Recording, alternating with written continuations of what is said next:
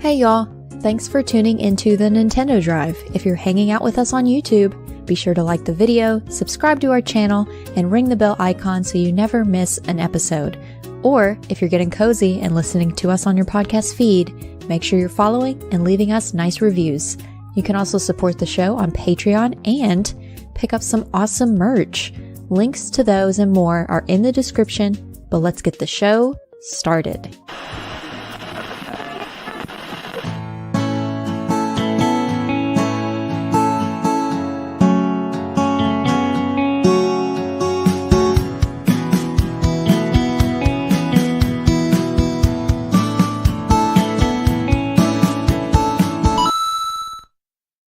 What's up, gamers?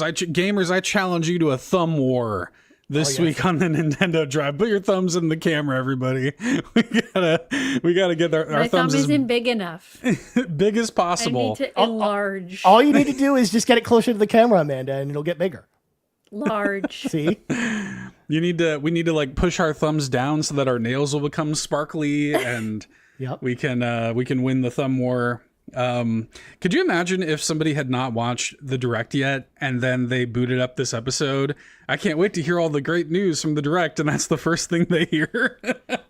Thumbs. You want to challenge me to a thumb war? I mean, you know the boy audio bumps. listeners, Seth, are probably wondering what the hell is going on right now because they can't see our thumbs, but we're talking as if they can see them.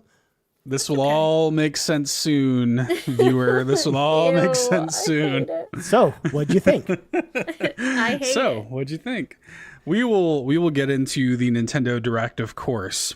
But before we do, we need to introduce Ryan's here. If you can't already tell, Ryan's here. Hi, Hi, Ryan. Ryan. Hi, everyone. I mean, y'all called me in today on a favor with all the RPGs that were announced today. Well, I'm here to talk That's about true. RPGs. I can't wait. I mean, actually, there's a lot that I'm excited about to talk about today. So thank you so much for having me on the show. I really appreciate it.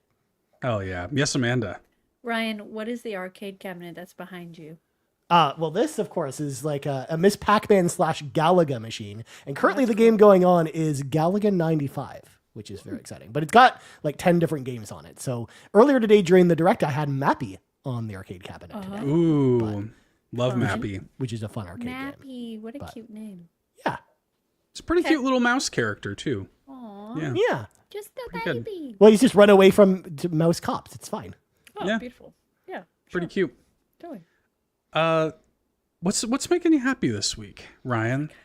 Let's start with you. The best I mean, segment. I'm not going to lie. My whole like last 5 days has literally been spent doing carpool stuff, hanging out with y'all. And honestly, that's been what's making me happy, if I'm being honest. Hell yeah. Because like I could come up with some other answer. I could talk about, something more in my personal life. But honestly, it's been this. Like, first of all, it's been awesome kind of making the rounds. And I've been on now every show this week, including the Hell yeah. GUIs. So it's been a packed week. And I made sure to take some time off work in order to do this because I have a overabundance of vacation time at work this year, so I have to use it when I can. And that's honestly what's made me happy. Like I've been able to hang out with my friends all weekend, watch trailer for games and just hang out with people. And it's just been, it's super fun. So that's kind of what's made me happy this week. Also, I saw my brother. He came down from Vancouver to visit Toronto, and we went to a local pub and we hung out for a little bit, and then he went home. So that also made me happy too. But Hell yeah, I love I that. called Ryan's brother Brian. Ryan Ryan and Brian. Brian is my father's name. Oh, well, okay. I don't know another name. It's also Ryan's alternate name, Brian Murford. Actually, Of it's course. the cheat code to actually knowing my two brothers' names is that all of our names in our family are 4 letters, except for my dad's Oh, name. that's so fun. Because they did that on purpose. My mom was like, "Hey, Smart. I don't want my kids to have long names, so it's easier for them to like fill out forms and stuff like that." Smart. Yeah. Oh yeah, no kidding. It's a nightmare. My wife's name is super long, and it takes her forever to write to fill out forms. So Yeah. I Well, it's like very when- easy, 4 letters. I like when parents think about these things, like when they have a lot of children and they're like, oh, all of their names are going to start with B, or like my friend Brittany's about to have a child and it's like her name is Brittany, her husband's name is Brian, and then the baby will have, hopefully, I think, a B name. And it's just so cute. My parents argued for 20 minutes after I was born and couldn't pick a name and then just picked a random one. I was like, what about Baby? I think that's a pretty good B name for the baby. A baby named Baby. Yeah. That'd be pretty good. Yeah. Yeah. That's Baby Mario's first name. Baby. Yeah, exactly. Yeah, there was a drama when my mom was gonna name me. She made the mistake of telling her sister what she wanted to name her son, because I was originally going to be named Logan. That was going to be my name initially. Logan. But then she told my Aunt Carrie about it, and my Aunt Carrie wound up having her baby first. She named him Logan and stole the name. Oh, Nice. so it's exactly like I that. like that. It's exactly like that episode of Seinfeld where George implants the name Seven into, Susan's cousin's, wife, and she's like, "Oh, I'm about to have a baby, and I got to call him Seven because it's such a great name." Yeah. So my cousin stole my name before I was even born. Did she give any warning, or she just did it? Just did it. Wow. Yeah, it's fine. Dang. It is what it is. I like my name. I used to not like my name, but I like it now. It's I don't unique. like mine either. I feel you. I mean, we all have our ebbs and flows, Amanda, what's making you happy this week? I had a job interview. Yeah. We did it. Hell yeah. And it went really good. It was so nice to feel seen and heard during an interview. I can't give too much away, but this interview I was referred by somebody I worked very closely with at my old job. And I was told that a million times that so many people said a lot of positive things about me. And unironically, they were looking for someone for this role for a very long time. My name got brought up a long time ago. And then oddly enough, when I got laid off, they were immediately notified and they were like, we need her. And I'm like, that's just a good feeling. Yeah. I feel like in my last role, I wasn't really recognized as like someone of importance. And now I feel like someone of importance. So very good feeling. Sounds like we're going to fast track things and maybe I'll have a job. So hell yeah. Let's go. Very good. I'm trying not to get too excited because when I get too excited, I ruin it for myself. Of course. But, yeah. So. Yeah, I can relate to that. Get your heart set on it. Yeah. And then, it falls apart. Well, I'm excited for you because I mean, the thing about it is like, not to get too much into your personal life or whatever, but it should be noted that you had that interview lined up within like hours of crazy. Like it took no time at all. Oh my God. Yes. Like the minute it happened, someone was like, we'll take you. And I was like, really? And then they notified their boss and it's turned into this whole thing. So yes, feeling very chosen at the moment, which is a really good feeling. So yeah. Your reputation precedes you, as they say. Yes. I don't know. Yeah. And what's not making me happy is I did a little, a little pukey puke. So, so fun. We're doing great now. Yeah. Yeah, we're so good. We're back. We're thriving now. We're so back. Yeah. I love that. As for me, I'm going to mention, I echo what Ryan said. This past weekend's been a blast. We'll talk about it in the housekeeping here in a second. But I did want to make a shout out. We went to a local arcade this past weekend. Ooh. And it was fine. Like the arcade itself was a little gross, to be honest. Like it was one you could tell they weren't like wiping down their machines properly. I wish I had brought, sanitizer with me or something like that. But one of my favorite things to do, actually, speaking of Miss Pac-Man, one of my favorite things to do when I go to an arcade is just beeline, like track down their Pac-Man and or Miss Pac-Man machine and set the high score on it. Like if that's the first thing I want to do when I get to an arcade, and that is exactly what I did. I demolished the high score that they had on there. I think I tripled it before I finally lost. So and it was probably some kid or something like that, but screw you, kid, I'm gonna live forever. I mean, that's great. Go nowhere. It's gonna be there forever. That's right. This is why, I can never allow Seth to enter my home because he'll go and set the high score on my machine, and I'll never get it back. Yep, I'll just go right to. It's one of those games I have probably People might not know this about me. Miss Pac-Man and Pac-Man, like my grandma Borgini. Shout outs to my grandma Borgini. Shout out Bless grandma. up. Bless up. Wait, did you call her grandma or no? Both. Okay. Yeah, both. Okay. But I would play, that was like the one game that she liked was Miss Pac-Man. And so she had it at her house, and I would just play that for anytime I'd visit her. I'd probably put hundreds of hours in Miss Pac-Man in my life. So Love that. yeah. Anyway, that was pretty fun though. Gross arcade, but it was fun to play Miss Pac-Man for a Doesn't while. that suck? You get so excited to do these things. I feel like that's now, I forget what E-Money and I were talking about recently. Oh, an amusement park. Like now I have no interest in going after like 2020. You're just like, oh, I want to enjoy those things, but it's also so gross. You're hyper aware of it now. Yeah. Yep. Yeah. I mean, you can bring a mask and sanitizer, and it still probably was probably not enough. Spray people. Yeah. I told my wife, I was like, if we go back, we will bring like a packet of wet ones with us at least. Like you gotta be able to wipe down the cabinet or something. You could just tell the people working there just were not keeping up with it, but it is what it is. It was still fun. I like going to an arcade. Yeah. Okay. Well, everybody, let's not delay too much. Oh yes, Amanda. Should I do my show until before we go into the direct since it's If you want to. unrelated?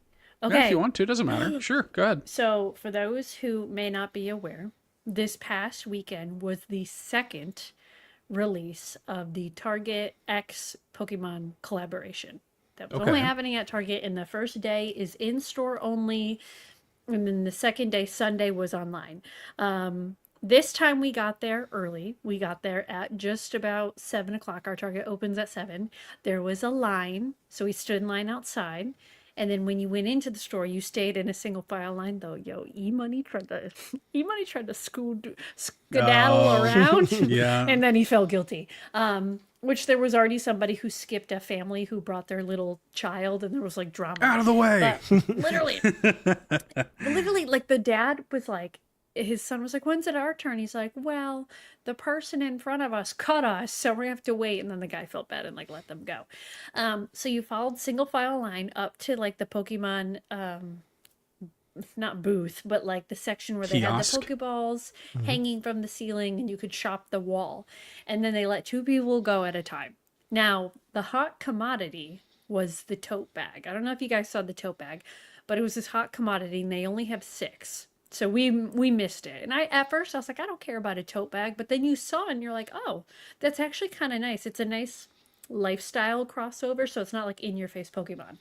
But that was like the first thing to go. And I only had my heart set on one thing, and I wound up with way more than that. So, and I'm realizing I forgot one thing, but I can bring it back later. So we got some stuff for E-Money's niece and nephew, and then some stuff for us. So the first thing I'll show off, we got the Bulbasaur puzzle. Damn. And Cute. he's life size, so I think he's 2 feet big. Okay. So we got the Bulbasaur puzzle. Is that accurate to the Pokedex entry? I will fact check that. Yes, please fact check. The Charizard one is 5 feet tall, but this one is not. So we got this one. There was also Butterfree. There was a Gengar. We were kind of 50-50, and E-Money was 2'4". Bulbasaur canonically 2'4". Okay, facts. Love that. I don't know. E-Money was like, let's get it, and we'll just see if we make it. So we have this. I got I can bring them later. For E-Money's niece and nephew, they had like Pokeball pool toys. You know, like the balls that you squeeze and you soak up water, and then you like whip them at someone. Yeah. We got those. Cool. We got a kickball. Oh, nice. This is Pokemon kickball. That's cute. I feel like we might keep. It's low-key kind of cool. They had all the different like Master Ball, Ultra Ball, and whatnot, but we went with the OG, which I think was a good move. Yeah. Yep, good move. I think so. Okay. We got these posters for E-Money's niece and nephew. So we got Cute. Eevee and Charizard. Okay. Charizard. Nice. So like pretty line cool. art. Are you meant to color them in, or is it just line art? I think it's just line art. But Yeah. I'm sure if you It looks wanted like line art to me. Yeah. Mm-hmm. Okay. And then the item I was looking forward to the most, which actually kind of shocked me. So the last time I went, I got their bag charms, and it was the Pokeball, and it was kind of like a coin purse. This time they released actual like leather like bag tags. They're huge because they can fit like a ID or a credit card. Those but are I cool. got Ditto for myself. Very nice. And for my brother, I got him Psyduck. Psyduck. Nice. That's very so cute. And in the back, you could put your cards or whatever. So I love that. I forget what the other ones are. I really only had my heart set on Ditto. And then my brother likes Psyduck, so I got him Psyduck. But these are they're just gigantic. Like they're huge. Yeah, those they're are huge. Yeah. So silly on my bag, but also so fun. So yeah, I went to the Target to get these. They didn't do like last time they gave us the buttons. They didn't do that this time. So maybe it was just for the first time. But I mean, it's pretty picked over, but there is stuff still available. It's only through Target. The clothing was okay. Not super interested in the clothing. It's very like kid leaning other than the jackets, but the jackets, like they had 2 other versions of like the Kanto jacket. They're just expensive. It's like $120 and I'm like, when am I gonna wear that? Never. Sure. But will I use a kickball? Of course I'll use a kickball. Of course. So, yeah, of course.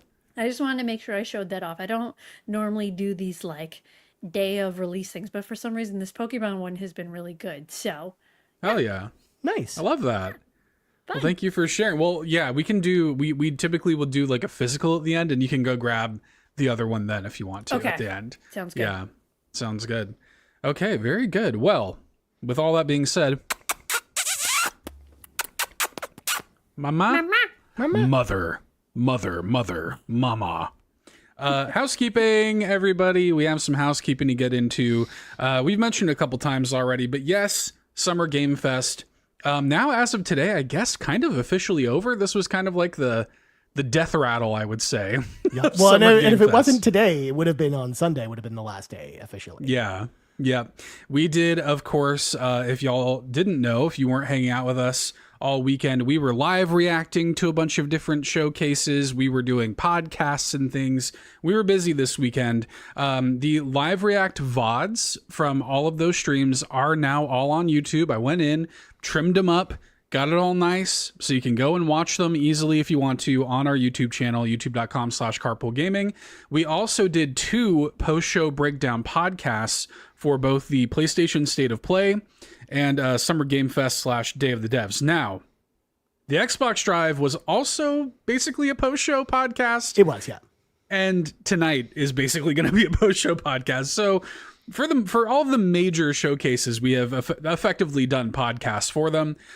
Those are living on the GUI's feed if you want to go and listen to those. And yeah, I just want to, we already mentioned it. It was super fun. We had a great time. I appreciate everybody for coming out, hanging out with us. I want to give a special shout out to Fee, who did such a good job, like putting together the layouts and overlays and kind of being proactive about making sure that our live streams went smoothly and looked and sounded as good as they possibly could, which kind of culminated over the course of the weekend where we started off doing the live reacts here in StreamYard, and she was like, I am not happy with this quality. And so her and Mitch like sat down, shout out to Mitch too. They sat down, they figured it out.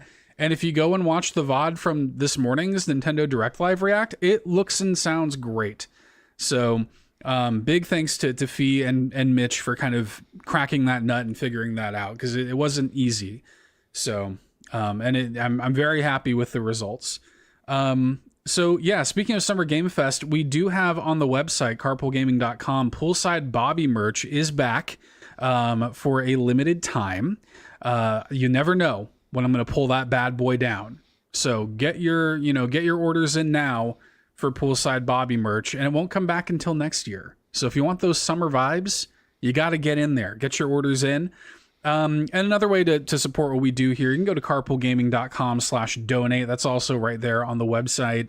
And we really appreciate your direct donations. Those help get us to Extra Life 2026 in Canada this year. In November, we will all be crammed into Sean's house, and your support pays for hotel rooms and food and travel and all this kind of stuff. So we really appreciate that. That's very, very meaningful support over there. Of course, another great way to support what we do here is Patreon, patreon.com/carpoolgaming. Thank you to Big_Dog72, Big Dog 72, Big dog. for jumping in at the ad-free all-in-one tier. Fun fact, my mom for many years worked at a radio station called Big Dog 105.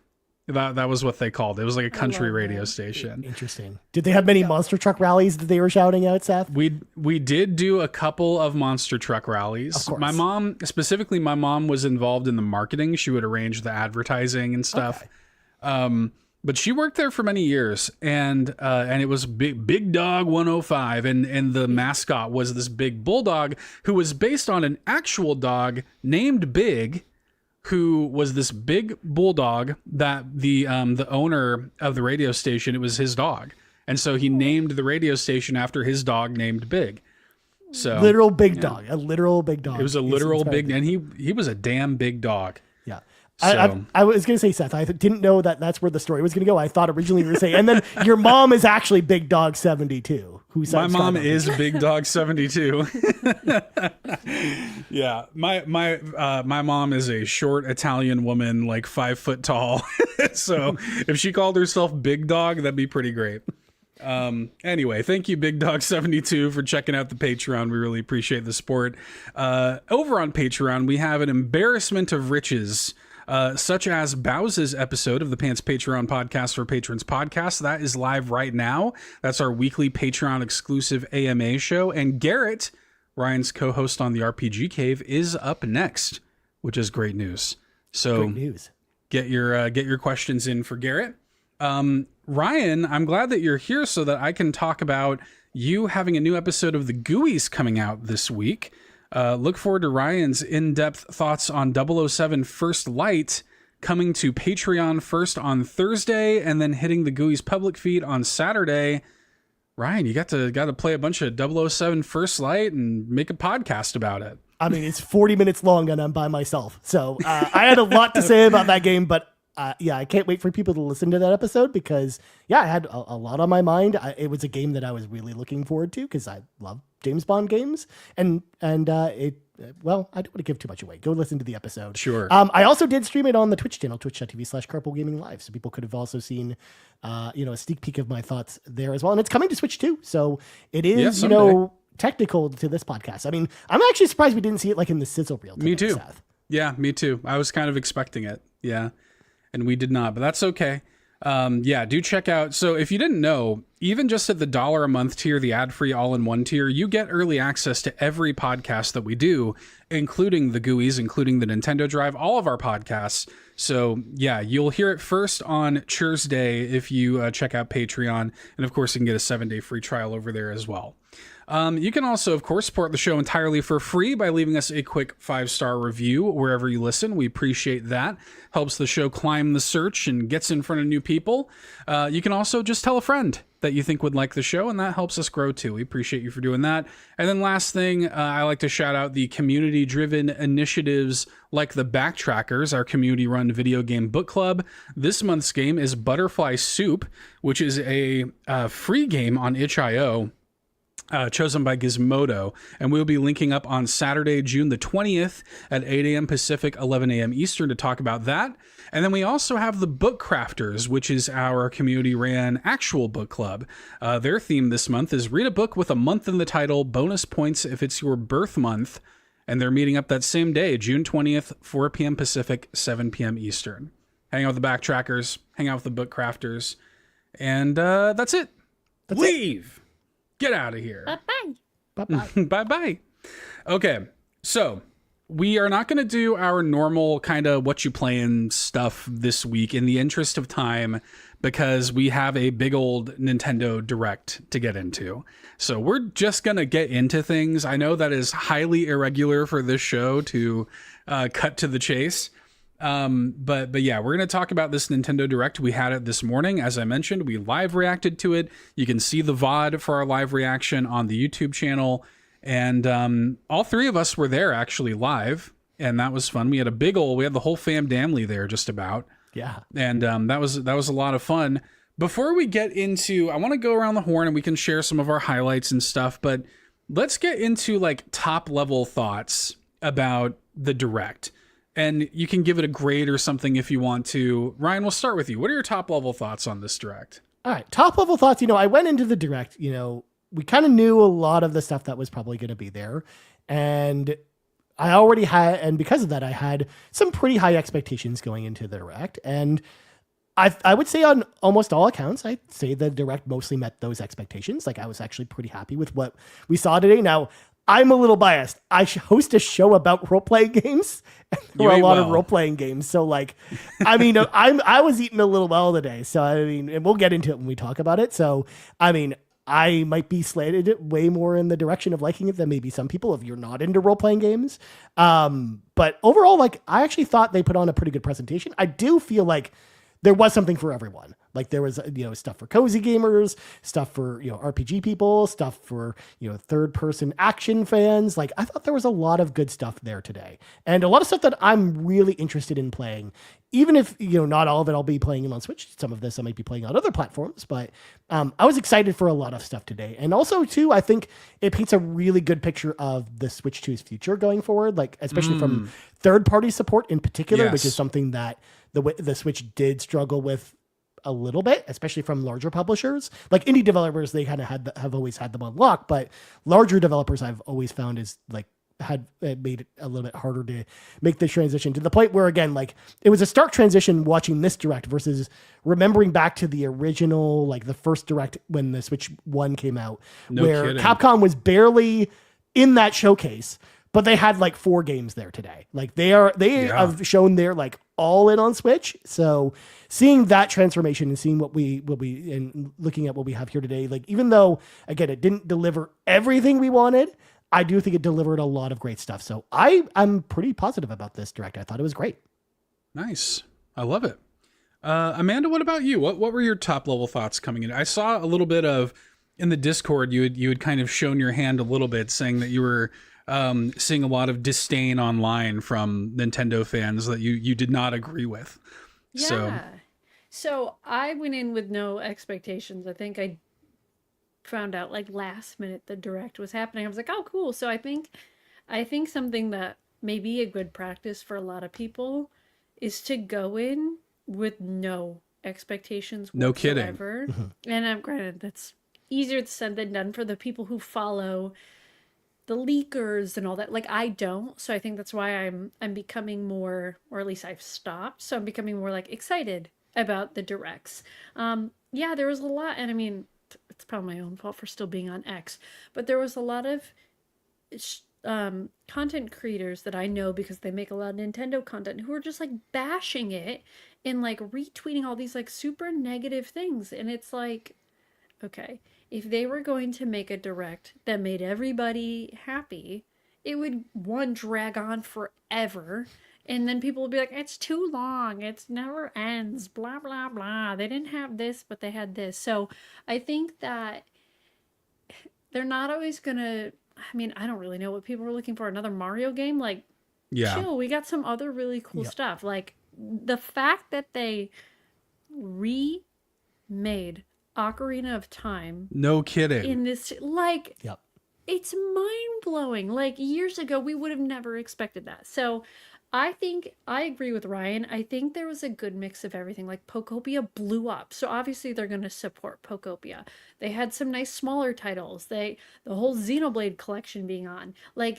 I feel one, it flowed really well, but two, at least from my perspective, it opened my eyes to, again, wanting to play games I've never played before, even if they're just porting them to Switch because they weren't on Switch before. I don't know. I feel everything looks beautiful, first off. Nothing looked like garbage. And it's getting me excited to play other stuff. I think, as we were, seeing that, I was oh my God, I kind of want to play this game more. And I was asking the chat, I'm do we think, I'd be into this? I think the only thing I expected to see here was Elden Ring, and we didn't see that, but now I don't really care that we didn't see it at all, because there's other games in here that it's hey, I might actually play this instead. So I thought it was good. I thought it was exciting direct. I think it also helps to be surrounded by other people who are excited, and I feel our group we all had something to be excited about. Getting so excited over One Piece. I was oh my God, I love these vibes. Yep. So I don't know. I think part of it is who you surround yourself with, but also just I don't know, go in with an open mind. This is an opportunity to try new games, new things. I don't know. I thought it was great. It's well said. Yeah, I mean, to your point too, Ryan. Like the idea that we could have a really diverse group of people reacting to this thing. It was me, Ryan, Garrett, Amanda, Fulia, and Fee was off cam, but Fee was there, and Mitch was in the chat too. Like he chimed Mitch was in in a the bunch of chat. times. Yep. I mean, we had damn near everybody there. And it was one of those things where, like, yeah, like Amanda said, everybody had something to pop off about. And I think that's really difficult to do. Even like little things, like when that Jujutsu Kaisen game showed up, I didn't know what that was, but Amanda was like, oh my God, you know, you and Fee both are like, oh my God, it's a Jujutsu Kaisen game. And it's just cool. Like it's neat to see that there kind of was something for everybody in this. I was pretty happy with it. I think that the Nintendo fan base, so many of them, especially the ones that are vocally sort of toxic online, are just such babies, man.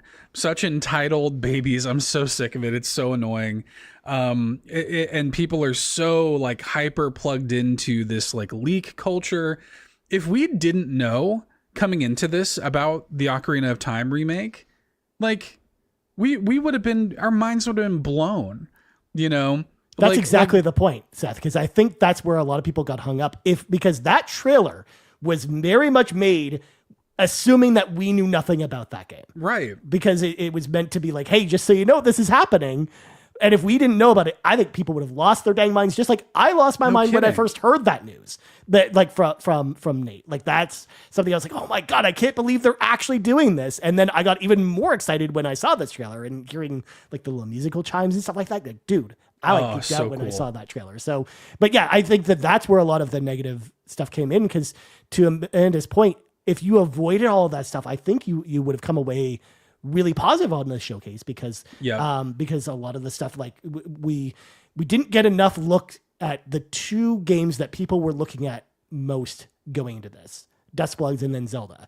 Right. And I think that, and a lot of it just has to do with expectations being too high. And then also, again, just knowing about Zelda ahead of time. If we don't know about that, like people would have flipped out when they saw that today. I had no idea about it. No idea. Yeah. Well, that's good. Yarden brings up a good point. This is something I thought about after the direct as well. Yarden in the chat says, I remember Link's Awakening remake's reveal hit so hard because no one knew about it. And I remember live reacting that day. And yes, like that is exactly the feeling. None of us knew that was a thing. And we all lost our minds for that. Like, oh my God, they're remaking Link's Awakening. And they showed the same amount of stuff. Like it was literally just like a little like anime intro. It didn't show any of the game or anything like that. It just said they're making it. So. Yep. Very cool. Well, do you guys want to, I mean, maybe we should just start actually with Ocarina of Time, because not only is it probably the biggest thing, it also is the thing that we saw the least amount of. Yep. So it's probably easiest to just get into Ocarina of Time here. So we got this trailer. This was the last thing of the showcase. And it starts off with this kind of like tapestry that is kind of showing like various locations. You see the Deku Tree, you see like the castle and stuff. It's playing little musical stingers and stuff. You're starting to hear like the Lost Woods, song. And you kind of begin to realize like, oh wait, like this is just the like intro of the game, basically. Like the dialogue and everything, voiced dialogue. I'm assuming it's the Deku Tree. Yeah, I would imagine so. Voicing this. Because he was the one that said the dialogue in the game. Like he didn't, it wasn't actually voiced, but it was him doing the intro. Right. And they kind of have this build up to working over to the tapestry. We see Link kind of curled up and sleeping. We all know that that's the way Ocarina of Time opens, with him sleeping. And then it kind of wipes into this shot here, this kind of shot of Link sleeping at the beginning of Ocarina of Time, looking very... like graphically, I don't know about y'all, but even like knowing that this was something that I should expect at this direct, this is not what I thought it was going to look like, to be honest. Yeah. Like it looks a lot closer to something like Twilight Princess than what I imagined it probably would end up looking like. Because that's the game I would probably compare this the most to when I'm comparing it to other Zelda games. And it looks far more realistic. Yeah. Yeah. Than even isn't like that interesting? Yeah.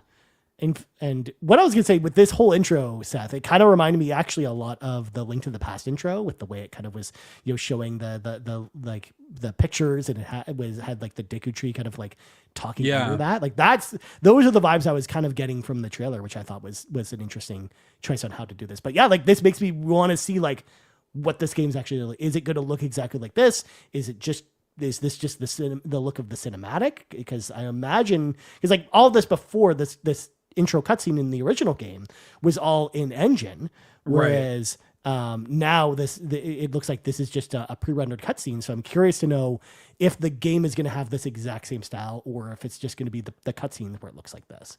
I mean, I don't know. Obviously, we didn't get any gameplay at all. We don't know what this game looks like in motion. Sean, I wanted to highlight Sean's comment here. This looks like Zelda remake in Unreal Engine. That was exactly my first thought too. Yeah, like we've seen those like fan-made Zelda. It does look like that.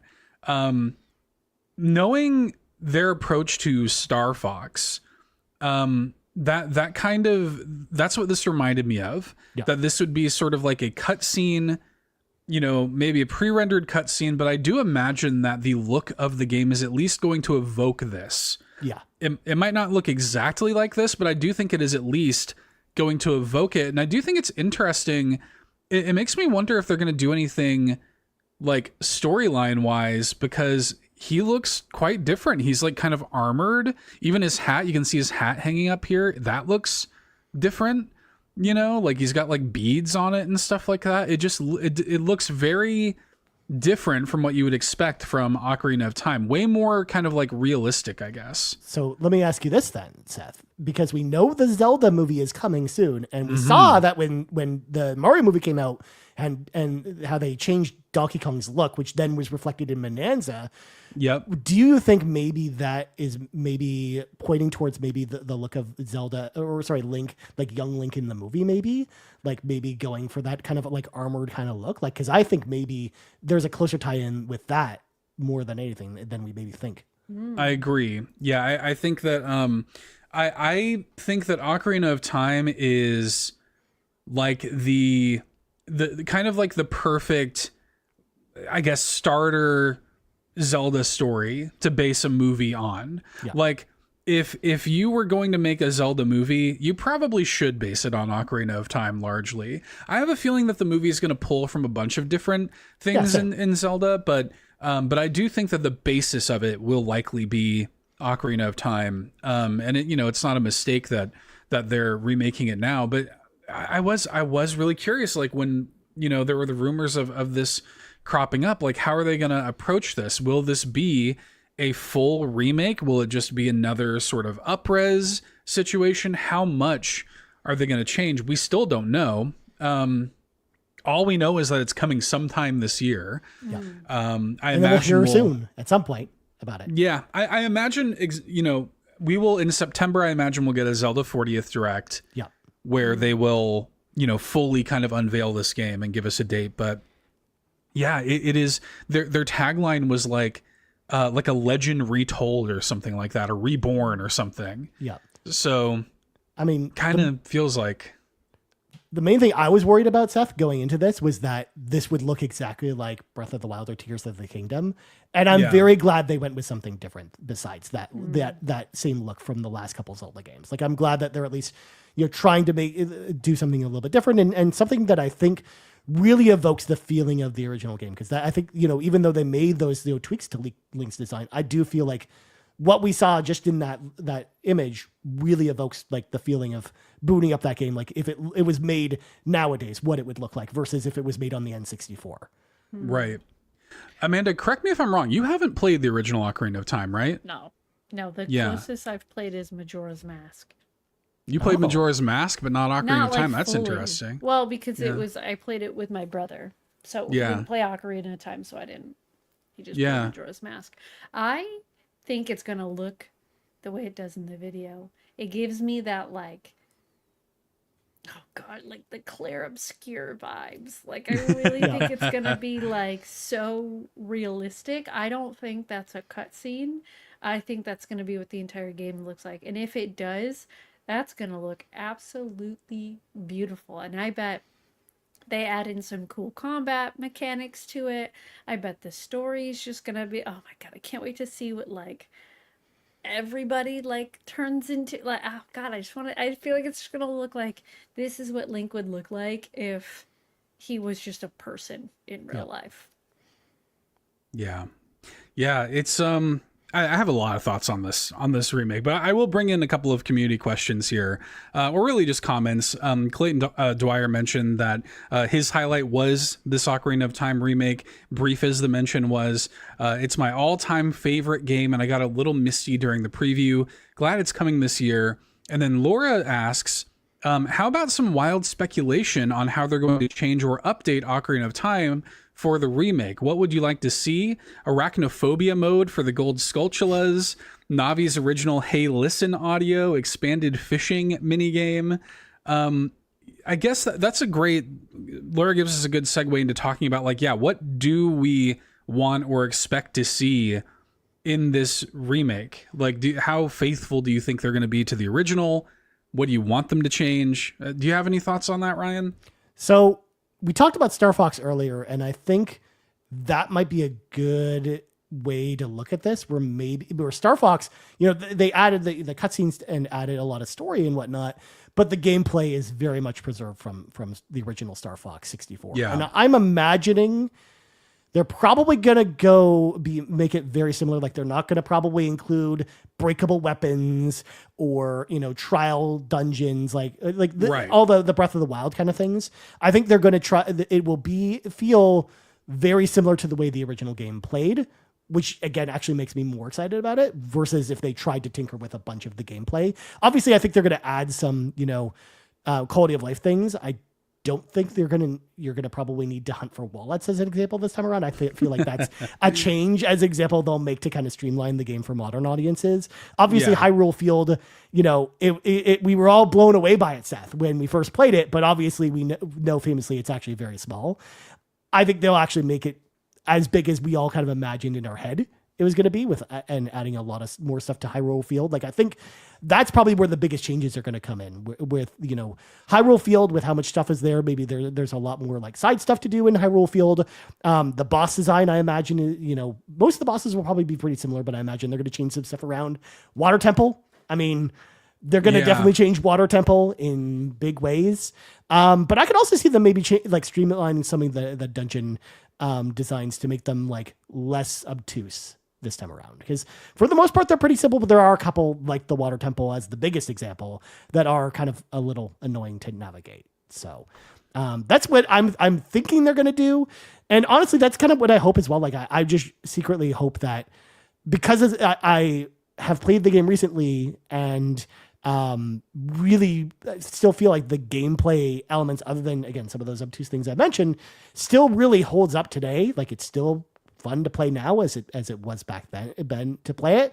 Like, I don't think they need to change too much. Like, I feel like this is the type of game where if you change too much, you risk it. You risk screwing something up in the same way that Final Fantasy VII Remake did. Where again, I think Final Fantasy VII Remake is a great game, but I do think that there are some parts in that game that because they tried to fiddle with it too much, it broke the flow of that game a little bit. So that's what I'm just hoping that Nintendo kind of like errs on the side of caution.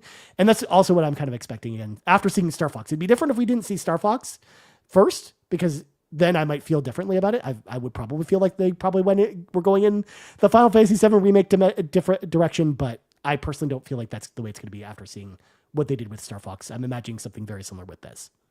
Yeah.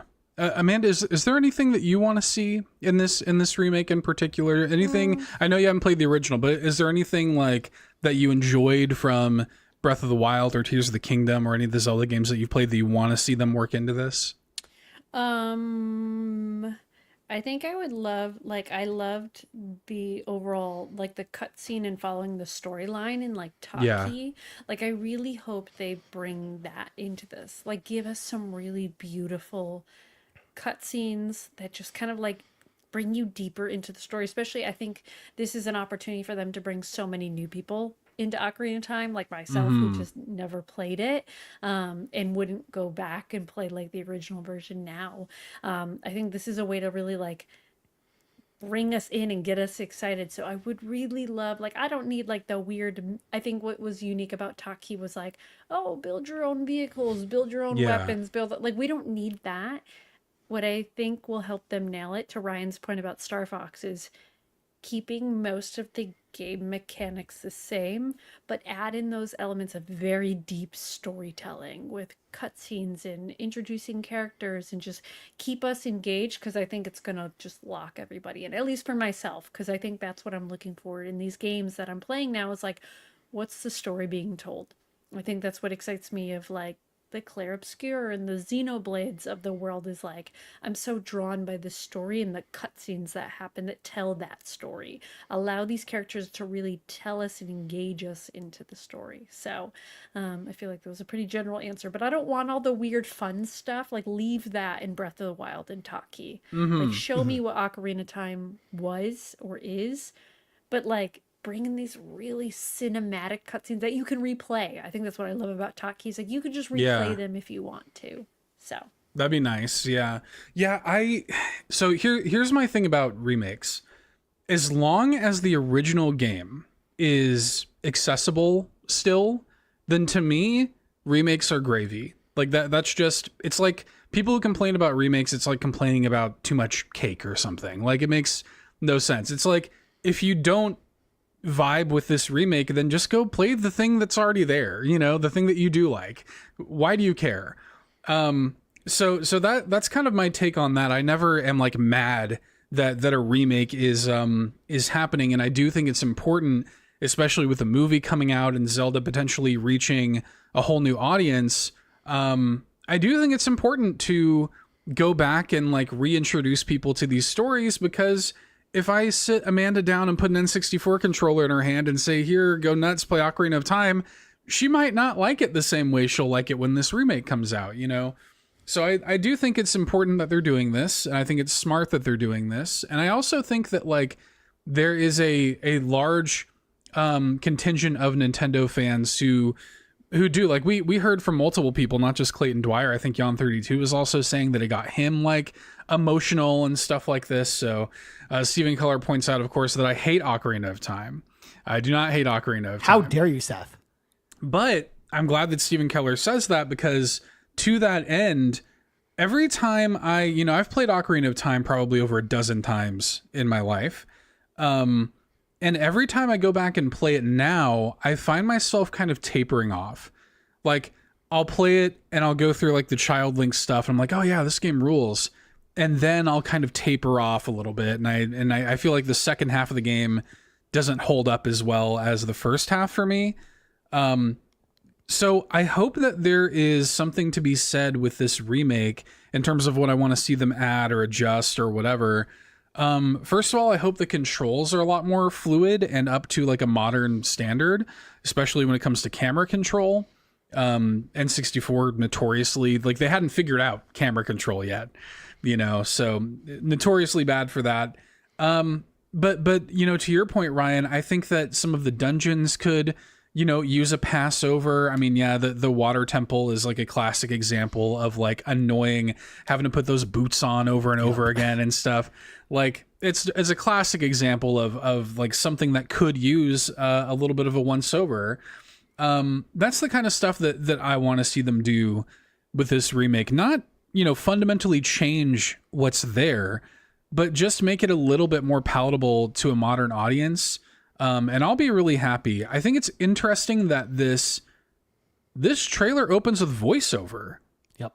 Like, if to Amanda's point, like, this thing probably will have cutscenes, because the original game has cutscenes.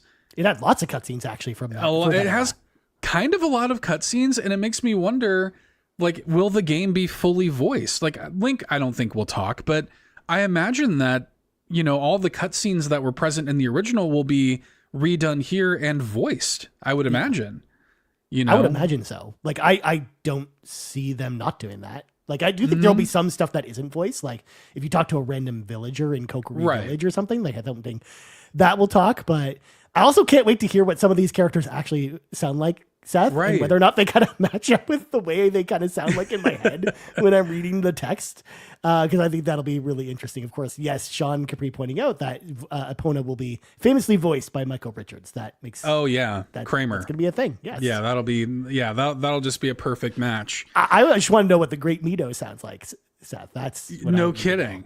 Yeah, I'm like, cause it is funny. Like all of a sudden, for reframing it in my head that way, that's when I start to get excited. Yeah. I start to get excited about the way that these characters are going to be like realized, and like I don't know, like the way that's going to change the tonality of the game, which I think is actually one of the more interesting things about this Star Fox remake that nobody's talking about is this new emphasis on story that Star Fox has totally changes the tone of the game. Like the flow of that game is going to be way different now, you know, because it has cutscenes and story and stuff. And I think that Ocarina of Time is going to see those same effects. And I'm very, very curious to see how some of these iconic moments are going to be realized in this game. Well, yeah. Also, Seth, when people were kind of complaining about this today, I thought I went back and looked at to look at maybe Nintendo's track record for remakes as well, because I couldn't remember in my head like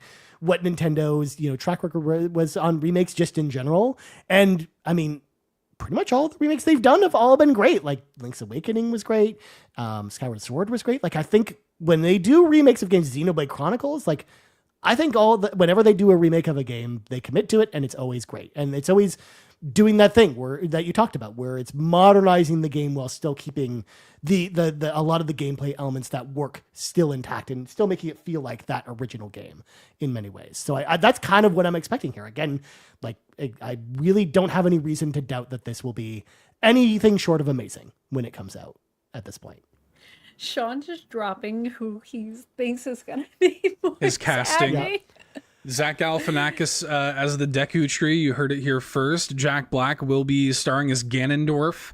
Yeah. You heard it here first. Wanda Sykes making her debut as Navi. Hey, Thank you, Sean, listen. for this breaking news. Bracking news, one might say. For this bracking news. I am getting pretty excited about it. And I'm really hopeful that when we get to, like I said, September, we get like a Zelda 40th Direct. Like, show me a custom Pro controller, show me Amiibo, that like I want to buy the things. I want to spend some money on this. And I do think there's going to be like more Zelda stuff they'll talk about there too. Like we didn't see it today, but I suspect more Zelda NSO stuff, like Twilight Princess maybe on GameCube NSO. Like I think if they do little things like that, maybe they'll open up the Zelda challenge, like they open up the Donkey Kong challenge today. I think so. Like they're going to do stuff like that as well to kind of get people engaged with first Zelda's trailer for the movie. Yep. And I will continue to be sad because this year is also Metroid's 40th anniversary, and I don't think we're going to even get a tweet about it. So we'll kind of see how that goes. But we'll see how that goes. Okay. Any final thought? Ocarina of Time. Anything else anybody wants to add before we move on? We spent a lot of time. Just give me that game already. That's all I want. I just want to play it at this point. Yeah, it's coming this year. Oh, I'm excited. One thing I want to know. I want to know from each of you, because I think that this is the one game that's going to launch the same day as Grand Theft Auto.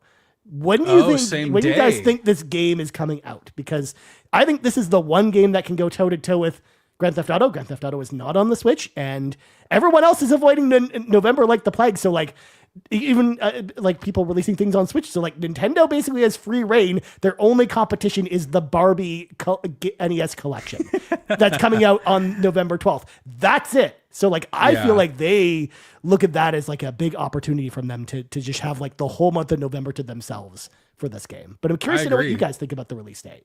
I think it is November. I don't know if it's the same day as Grand Theft Auto, but I do think it's November. But what if it was, Seth? Like, what if it was like Animal Crossing and Doom coming out the same day? Names. Maybe Grand Theft Ocarina. They're not going to compete with that. I feel like that's just not it. I also think November is possible. I think it'll be closer to holiday. And you heard it here first. I know consoles and whatnot are a little whack at the moment, but I think we're going to see something with hardware. Because we saw some Joy-Cons today, and I'm like, they got to do something. Give me those gold Joy-Cons. My prediction is coming true. Oh, I'm glad you said that, Ryan. I want a gold cartridge. I want the cartridge to be gold. That's what I want. Nintendo, if you're listening, I want the cartridge to be gold. I have spoken. That is all. I can't believe they didn't do that for either Breath of the Wild or Tears of the Kingdom. Actually, like it's so surprising to me that they didn't do that for either of those games.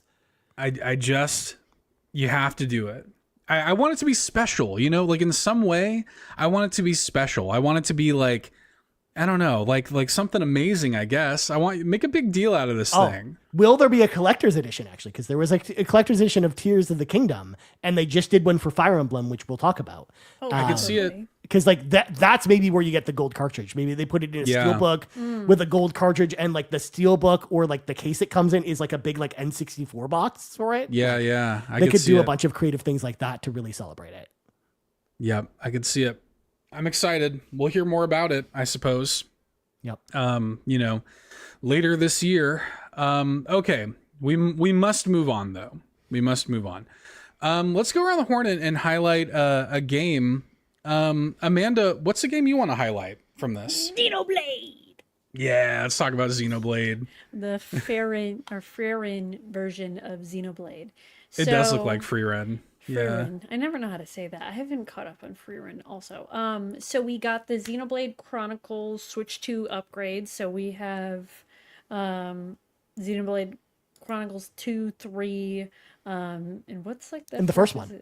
The first one. Is it Xenoblade 1? Yeah, it's one. All coming to Switch, which is great. If you have not played Xenoblade Chronicles 3, this is now your time to play it. It is such a good game. You can play the others if you want. I haven't played them. 3 is amazing. And there's some new content, kind of. They were talking about some new things being added to kind of all 3. So go check those out. But of course, the excitement came from Xenoblade Genesis. Very, very excited for this. I loved Xenoblade Chron 3, if you will. And I think Genesis is gonna just be new and different. The world looks great. Everyone has elf ears, which is interesting. So definitely departing from like the normal, or at least I'm going to call it normal, but that's only because I've played Xenoblade Chronicles 3. Like, Xenoblade Chronicles 3 was very, like, I don't know, like futuristic in a way. A little bit. There was, a lot of mech kind of related stuff. A lot of, like, I don't know, like the enemies and whatnot, like just the wildlife was very, I don't know, it just gave weird futuristic kind of vibes.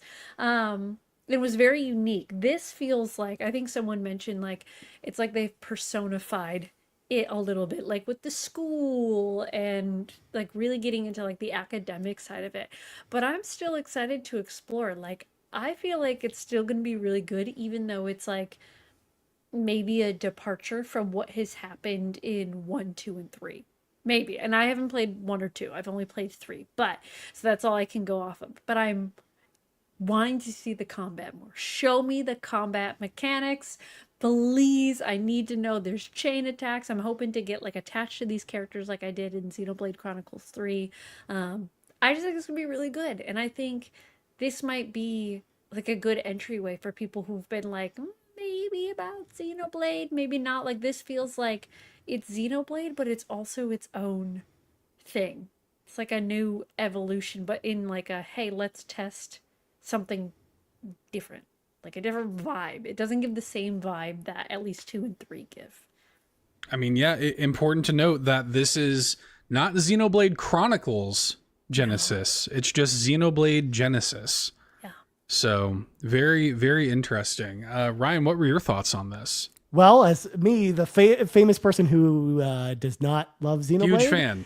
Huge fan. I think, my biggest problem actually with Xenoblade has always been the way that it ran on Switch 1 and how much the performance and the way those games looked because of that kind of turned me away from those games in a way. Like, I just was not, it just made me like not super into those games.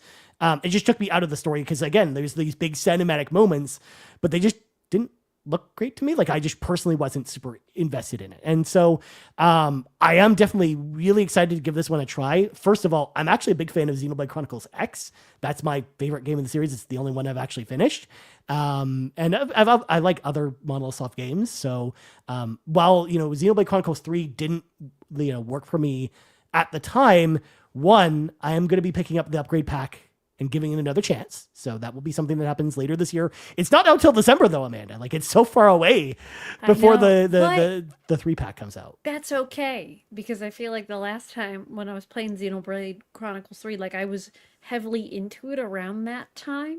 So I feel like there's gonna be some like memories kicking back in. I'm like, oh my God. Sure, but this is the exact time where I would want to play it because there's so much stuff coming out this fall. But like, yeah, because like, that's why like I might actually give Xenoblade 1 a chance because I actually still have that game, and the upgrade pack came out today for it, so I do kind of want to give that game a try too. But I want to be into Xenoblade. This is the type of series that I should be really into, and the fact that one hasn't won me over, kind of makes me sad a little bit. It makes Yarden sad in the chat too. So yeah, like I'm excited for the potential of this game, and I hope it's awesome. Like I really want. If anything, even if I don't like this game, I love hearing people like Amanda be super excited for this game and just hearing how much you guys love Xenoblade. So, yeah, hopefully I'll be able to join y'all at some point Ryan, and maybe get into it. You gotta get invested in the love story in Xenoblade Chronicles 3, and you will be so hooked. But I have an award up there that says most evil, and I don't know if I'm okay, super but like into this love story is like. That's what gets you, just sucks you in. There better be a good love story in this one, or I'm gonna be. There will be. There better be. I'm be so mad. I am curious how that is all gonna go. I mean, thematically, I do have a sense that time is like a big part of this game's story. It's called Genesis. They mention at some point in the trailer that. It follows, I mean, I guess it's a little bit like in Xenoblade 3, how you had like the Ouroboros, like the main kind of crew had this ability, and they have the flame clocks and stuff and the ability to break them.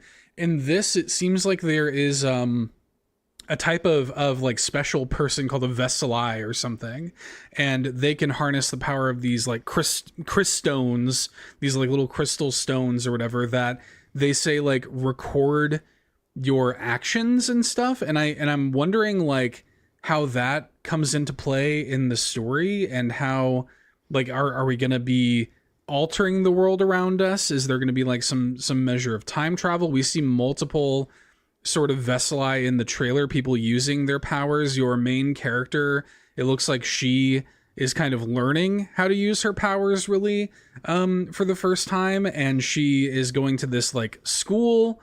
I'm wondering if this is a little bit like a Hogwarts situation where it's like a school for the Veseli to learn how to harness their powers. I don't know. I'm interested in it, and little shout out there. The crystal, the crystone or whatever, when it is inlaid into her sword, there makes a Monado symbol. Oh, so this is kind of like this. Game's version of the Monado, I guess.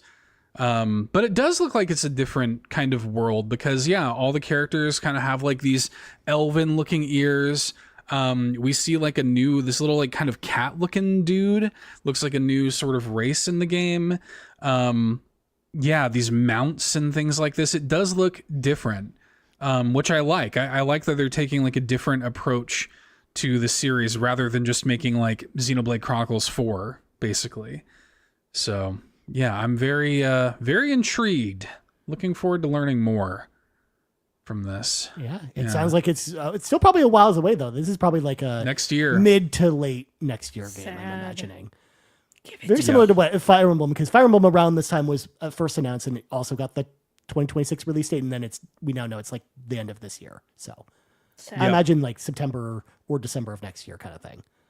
I need it now. Well, Ryan, what do you want to shout out? Okay, so first of all, I love RPGs, and I actually have a ton of RPGs I could pick from this list. The fact too that like I just have to mention, like I can't believe that they announced games in like the sizzle reel which is just weird to me. I They know. announced a bunch of stuff just in the sizzle reel that we didn't know about that was there. So I thought that was a bold move. And Seth, I know, is probably loading up one trailer. He's probably expecting me to talk about a very specific Nintendo role-playing game. But that's not the one I want to talk about, Seth. That's not the one I want to give a shout out, because I, on the RPG Cave, have been screaming from the rooftops for the longest time that ever since I saw Octopath Traveler for the first time at the Switch 1 showcase, that we need a Final Fantasy game in the style of Octopath Traveler in HD 2D. And it finally happened. We are finally getting a Final Fantasy game in HD 2D. I've been waiting like 8 years from the time like Octopath Traveler came out to now to finally get a Final Fantasy game in this style. It makes perfect sense. The story in this one, of course, Final Fantasy Resonance is what it's referred to as, is that it is based off the mobile game Final Fantasy Brave Exodus, which is the main reason why we see in the trailer that like other Final Fantasy characters are going to be in the game, and you're basically able to call them like summons to assist you in battle. But they showed we're seeing on the broadcast right now, like the open world, like exploring it. There's like trains and you're riding on the chocobo and stuff. And it looks very much like a classic Final Fantasy game. And it's exactly kind of what I've always wanted, because we haven't really had like a new traditional style Final Fantasy game like this since, God, I would say the closest one would be Final Fantasy 13. And even I would say even just Final Fantasy 9 is probably the closest thing to this. I would say 9. Yeah. Or I guess 10 a little bit, but yeah, 9 really. Yeah. I cannot freaking wait. As a big Final Fantasy stan, this game looks awesome. Like they have great, like cool cinematic moments with the summons. The bosses look cool. It just looks stylish as hell. The characters are cool. Like, give me this game. And I imagine the story's gonna be pretty good too, because I've heard good things about Brave Exodus, like the story in that mobile game, but like I don't really play games on mobile, and it's a gacha game too, and I just don't really like playing gacha games. So having it all in like this contained single player story with incredible visuals and style, like, dude, I can't wait for this game. It easily, skyrocketed to one of my most anticipated games for this year, because it's coming out in October 22nd. It's this year. That's crazy. I didn't see this part of the trailer, by the way. Oh, this is Lightning. new. They added this afterwards. Yeah. Yeah. We have Noctis. Yeah, so they're going to Very presumably cool. do all the main characters from each Final Fantasy game. So Squall, Paullin, there's Y'shtola, Terra, Cloud, the Warrior of Light. They probably have Onion Knight in there, like a bunch of different characters. That's so I still cool. have not gotten into Final Fantasy at all. Oh my God, Amanda, we need to find the right. Maybe this is the one. I was going to say, does this do anything for you, Amanda? Does this nothing? No, not really. I Yeah. don't know why. I just kind of like it. Actually, And maybe there's like this stigma around Final Fantasy just because we've always like joked about it, but I don't know. I can't say I haven't found one that I would like. I've never played any of them. yeah. I was gonna say, like, have you ever played did you play the demo for Final Fantasy VII Remake, Amanda? Because that's one that I think you might actually like, because it's like very action heavy, but the story is awesome and the characters are hot. Like it checks off all the Amanda check boxes. So I feel like that might actually be a game you might actually like. And it's a game too that it's not connected to any other games. Like you can go into it without playing anything else, I think, and you really enjoy it. And it's on Switch. So. Okay. Maybe. Yeah. I don't know. I Yeah. just have to feel some like draw to it. And I feel like I don't have that at the moment. Mm-hmm. But Yeah, it was funny when Final Fantasy 16 came out. The thing that I heard from a lot of people, because if memory serves, it came out and Octopath Traveler 2 came out like around the same time. Mm-hmm. Yeah, it was the same year. And people are like, why don't they just take what they did with Octopath Traveler and just call it Final Fantasy 16? Like call it a new Final Fantasy game. It basically is a Final Fantasy game. Yeah. And it's so cool that is what they're doing with this. Yep. It's so neat to see that they have found this HD 2D kind of thing, and they have found something that works, and they are like smartly repurposing the story of this now defunct mobile game and stuff. I think that rules. This was also my game of the show. A couple people in the chat mentioned it was their game of the show. this was such a big surprise. Yep. And like the fact that it's coming this year was unreal to me. I think like the key art is gorgeous. Like I can't wait to, I can't wait for it. It was so cool to see shots of like the airship and the chocobo, and I can't wait to hear the music. And I can't wait for this. I'm very happy that they are taking this approach with a new Final Fantasy game, and I hope that this does well and encourages them to continue down this path. If it is just sequels to Resonance, or if they kind of bleed that into the mainline series, I don't know. But either way, I'm thrilled it exists. Well, it can exist. The main thing is it can exist alongside the Final Fantasy VII Resonance or other games like that. Because I imagine they'll do another game like Final Fantasy VII Remake after the third part comes out, like another like action RPG like that. And then they can have stuff like this alongside it. I think that's like the exact 1-2 punch you're probably looking at, because Dragon Quest is the perfect example of this, because we've got the HD 2D Dragon Quest games and then the 3D ones, and they can exist together and people are excited for both of them. Like, I think that's exactly the tone they should go with Final Fantasy, rather than trying to make it Devil May Cry. Because like I like Final Fantasy 16, but it has all the classic Final Fantasy elements, but it does not feel like a Final Fantasy game. Yeah, for sure. I am wondering if they at one point, I'm a little surprised that that we didn't see them like bring something like Final Fantasy 16 over to Switch 2 already. Like seems like a no-brainer, but. Well, they just put out Rebirth. I think it'll get there eventually. I think they just wanted to get, because they released both 7 Remake and Rebirth on Switch this year. So I would imagine that 16 will probably be the next one that comes, and it'll be like it might even be before the end of the year, but I think it's probably like early next year, probably. Yeah. So Awesome Dave did send in a question saying, I know I'm not the only one bummed we didn't get the Final Fantasy VIII Remake announcement we were all waiting for. But we did get some Final Fantasy news. How excited are you guys for a Final Fantasy game in the HD 2D style? I think we have officially answered that. Turns out pretty excited, Awesome Dave. Ryan and I are excited. Yeah. So. And I mean, he kind of got what he wanted because it has Squall in it. Squall's in it. There you go. You don't need a Final Fantasy VIII remake. Take that. That game's never Dave. happening, Awesome Dave. I'm sorry. Yeah, so sorry. Okay. I think for me, the next thing I'm gonna bring up here, this is another new announcement. There are some games that we already knew about that we can talk about, but this is another new announcement, first party Nintendo announcement here. Nintendo Switch Sports Resort.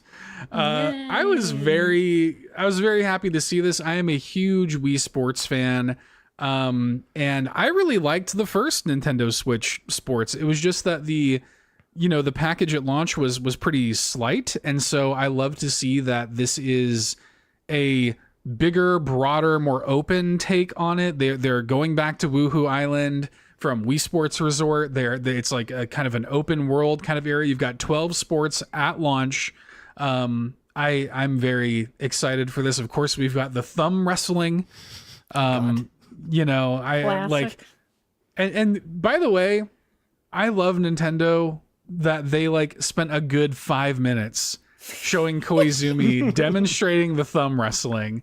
They spent like a significant amount of time in this direct. You know why they did that though? Because they didn't have it in Treehouse. Like I was actually shocked that this game was not in Treehouse today. Me too. Yep. So Amanda, you can play Golf. I know. I'm so excited. What I'm really hoping for is the bowling music to be the same. Oh yeah. They didn't give any sneak peek into music, and I pray it's the same as Wii Sports. That music is so good. Oh, it's so cool too, because you can do the I don't even remember what they call them, but like they're not Miis, but they're basically Miis. Or you can just use your Mii in this one. Yeah. You can. Which I love. Like you can basically pretend like this just is a new Wii Sports game if you want to. Yeah. And I love that. Like and it looks so fun, like skateboarding around the island and stuff. Playing table tennis and thumb wrestling and whatever, but they even work in stuff like the plane. I'm like, oh, we have like a little mini Pilot Wings kind of moment in here, which I love. I am pretty excited about this, and I'm excited to see the ways in which the online capabilities might be expanded in this one, because you could play online with the last one, but this is going to be like kind of a more open game. And so I'm curious to see how that's going to work. Like, are we all going to inhabit the same open space on the island, like a little Switch Sports MMO kind of thing? That would be so funny. You see Seth running over to do thumb wrestling. Yeah. Meet me over here so I can thumb wrestle you. Yeah, it's funny. I've been playing Street Fighter 6 a little bit recently, and I'm reminded a little bit of the Battle Hub from Street Fighter 6, where it's a bunch of people in this kind of hub area, and you can like challenge each other when you want to. I wonder if it's going to be like that, where you're going to see like people playing online running around the island, but if you want to like compete with them in a sport, you can challenge them on the fly or whatever.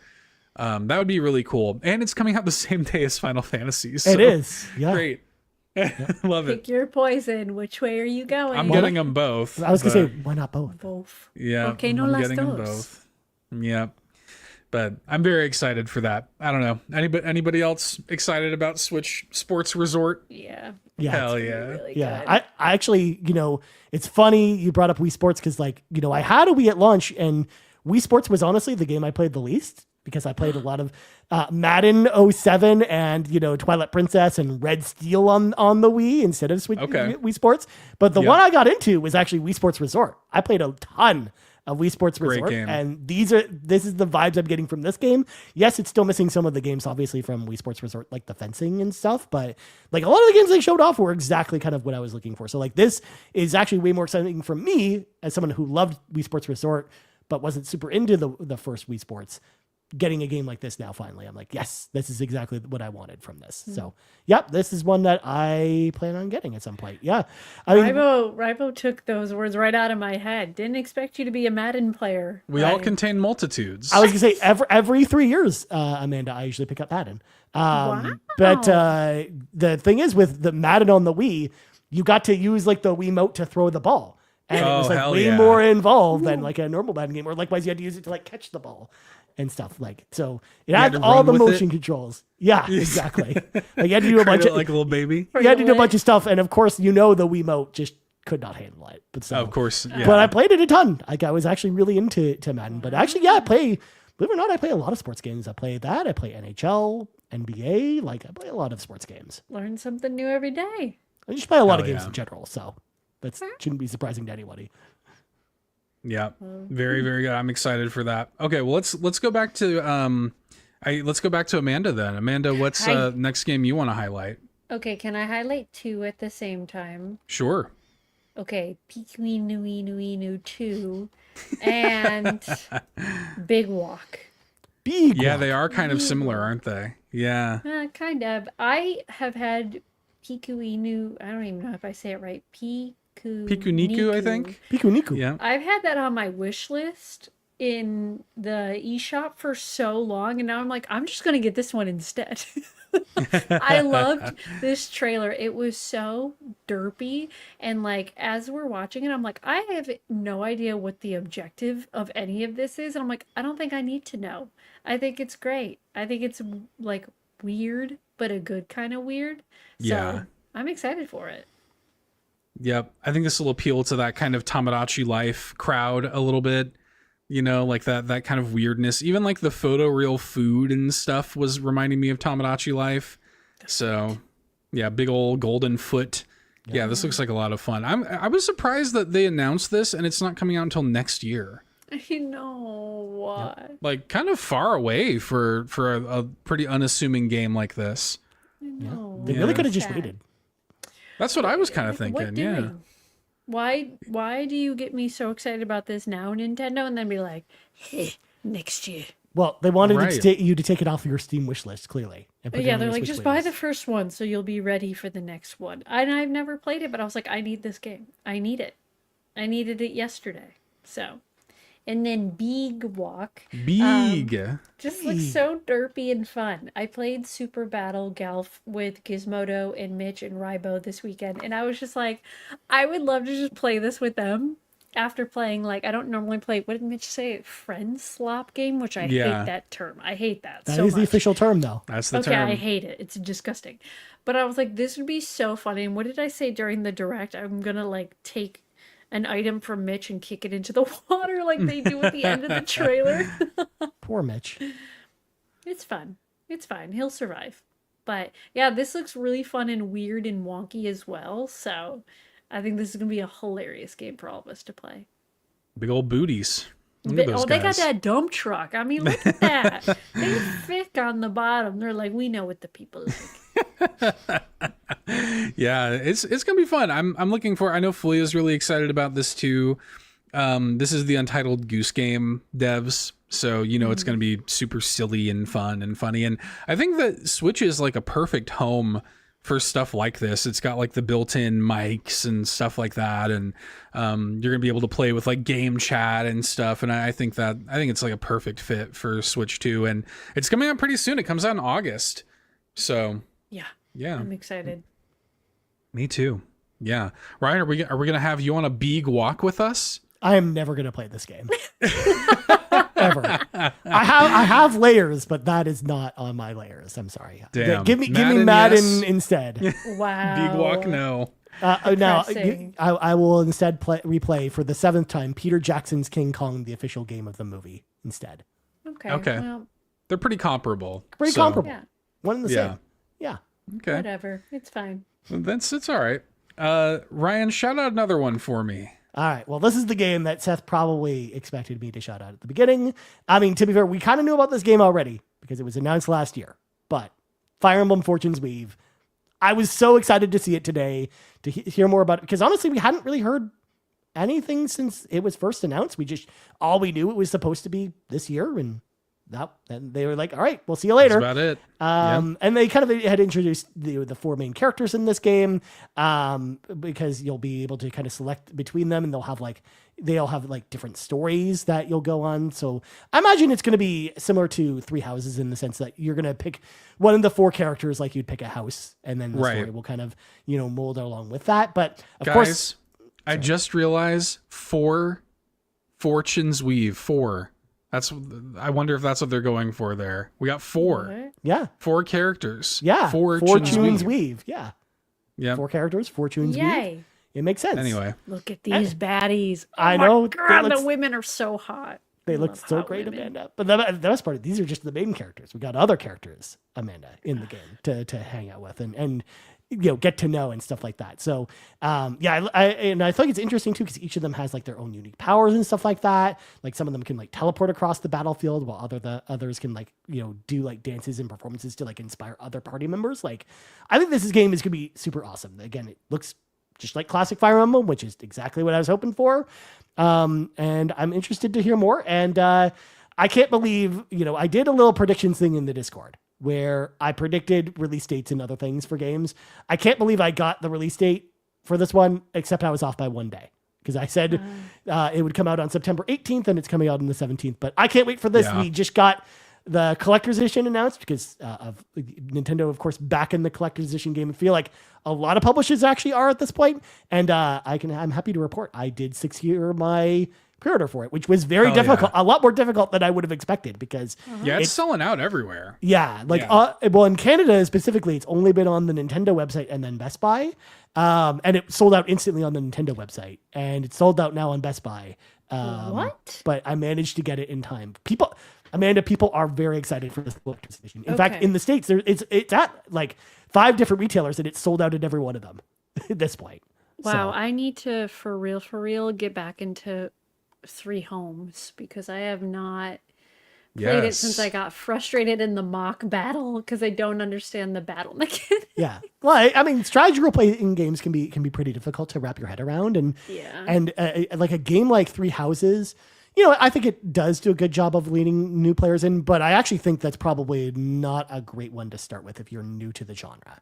Like if you're new to games like this, if you had a 3DS, I would just tell you to play Fire Emblem Awakening because it's much better at bringing people in, or even Birthright. I think Birthright, the game that came after it, actually both of those are very new player friendly because they'll really walk you into the mechanics and things like that. So yeah, Three Houses it might be tougher for a new player, but Well, we have 3 Homes. yeah. Well, And I now mean, I want would still give it a this. chance. It's fun, but yeah, you really have to be into strategy stuff. And I mean, I used to play RTSs professionally, like that was like a big thing for me. So back in the day, so I love strategy games just in general. So pretty excited Okay. for this one. Vibes. Battle ostriches. Hell yeah! You can battle on the backs of ostriches in this game, you guys. Yep, Like, that's pretty good. it's cool. It's cool, man. The vibes in this game are cool. Pretty good. It's corn, big lump with knobs. Yeah. You can recruit a goth lady.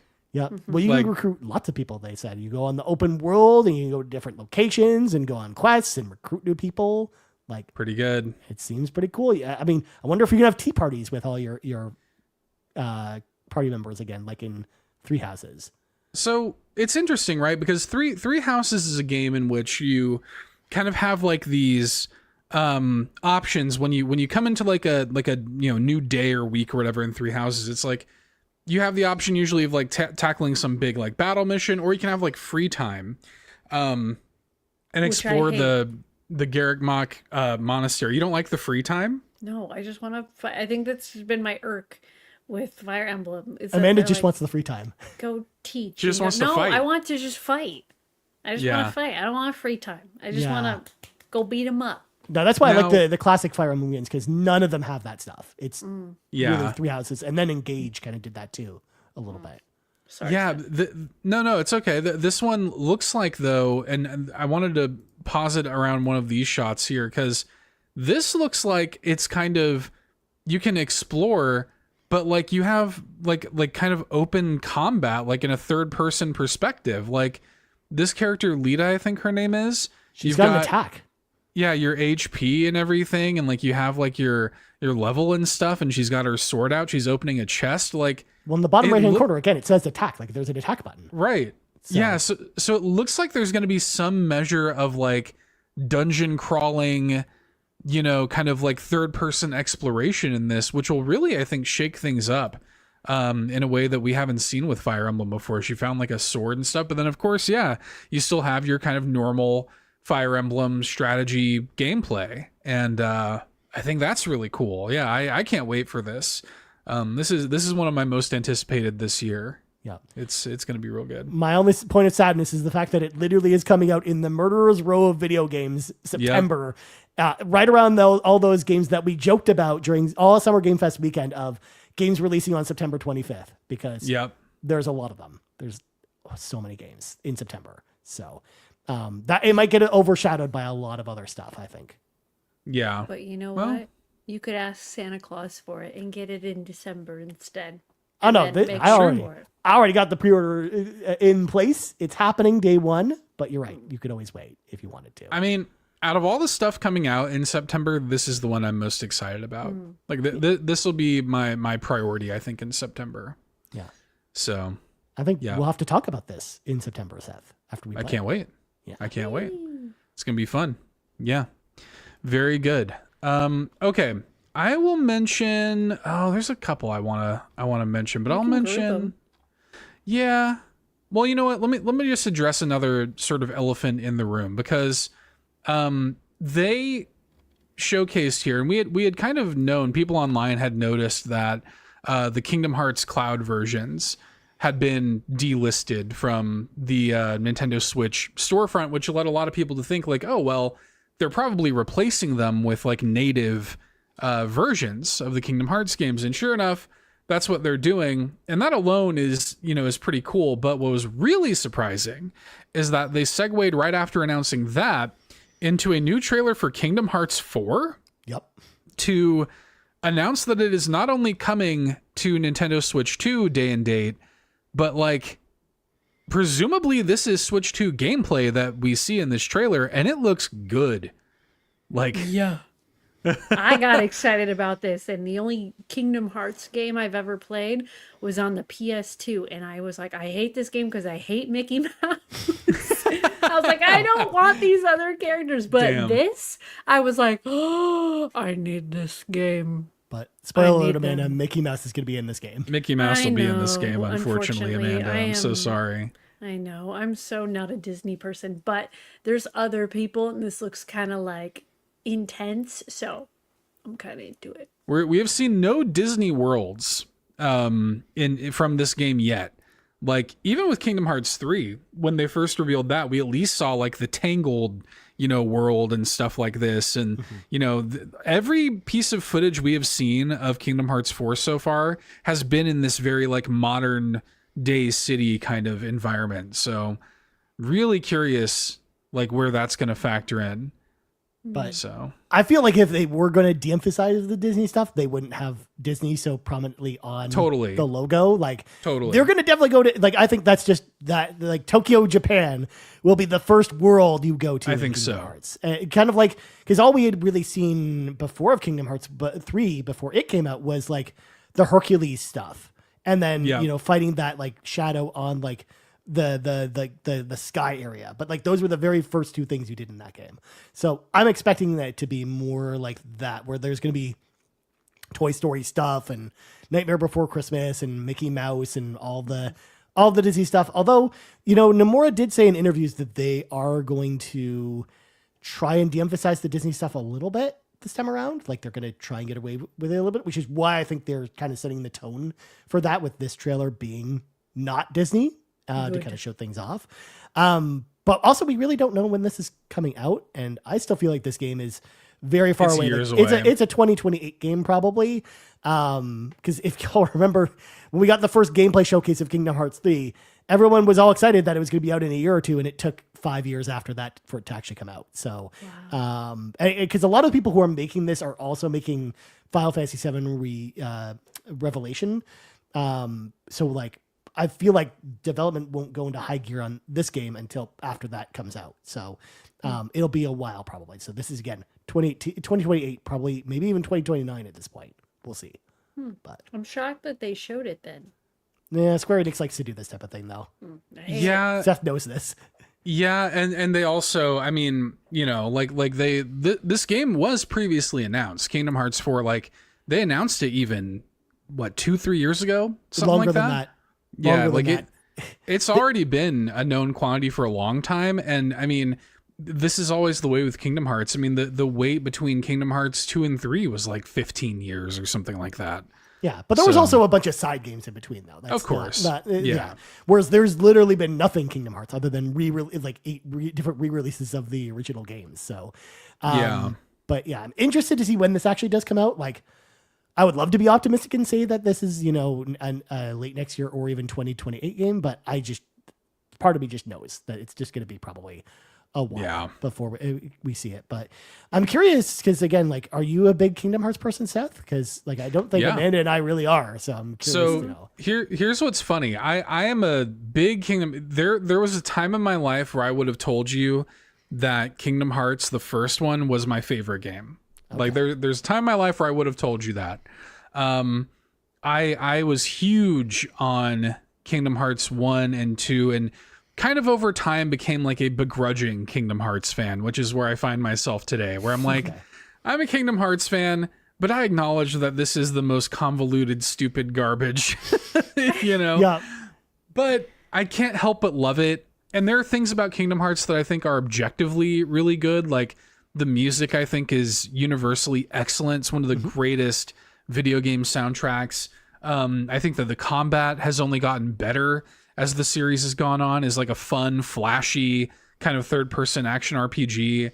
And I also just think it's fun to go into these like Disney worlds and stuff. Like, I'm really looking forward to seeing if they're gonna incorporate, like, I feel like they're totally gonna have you go to like a Moana world.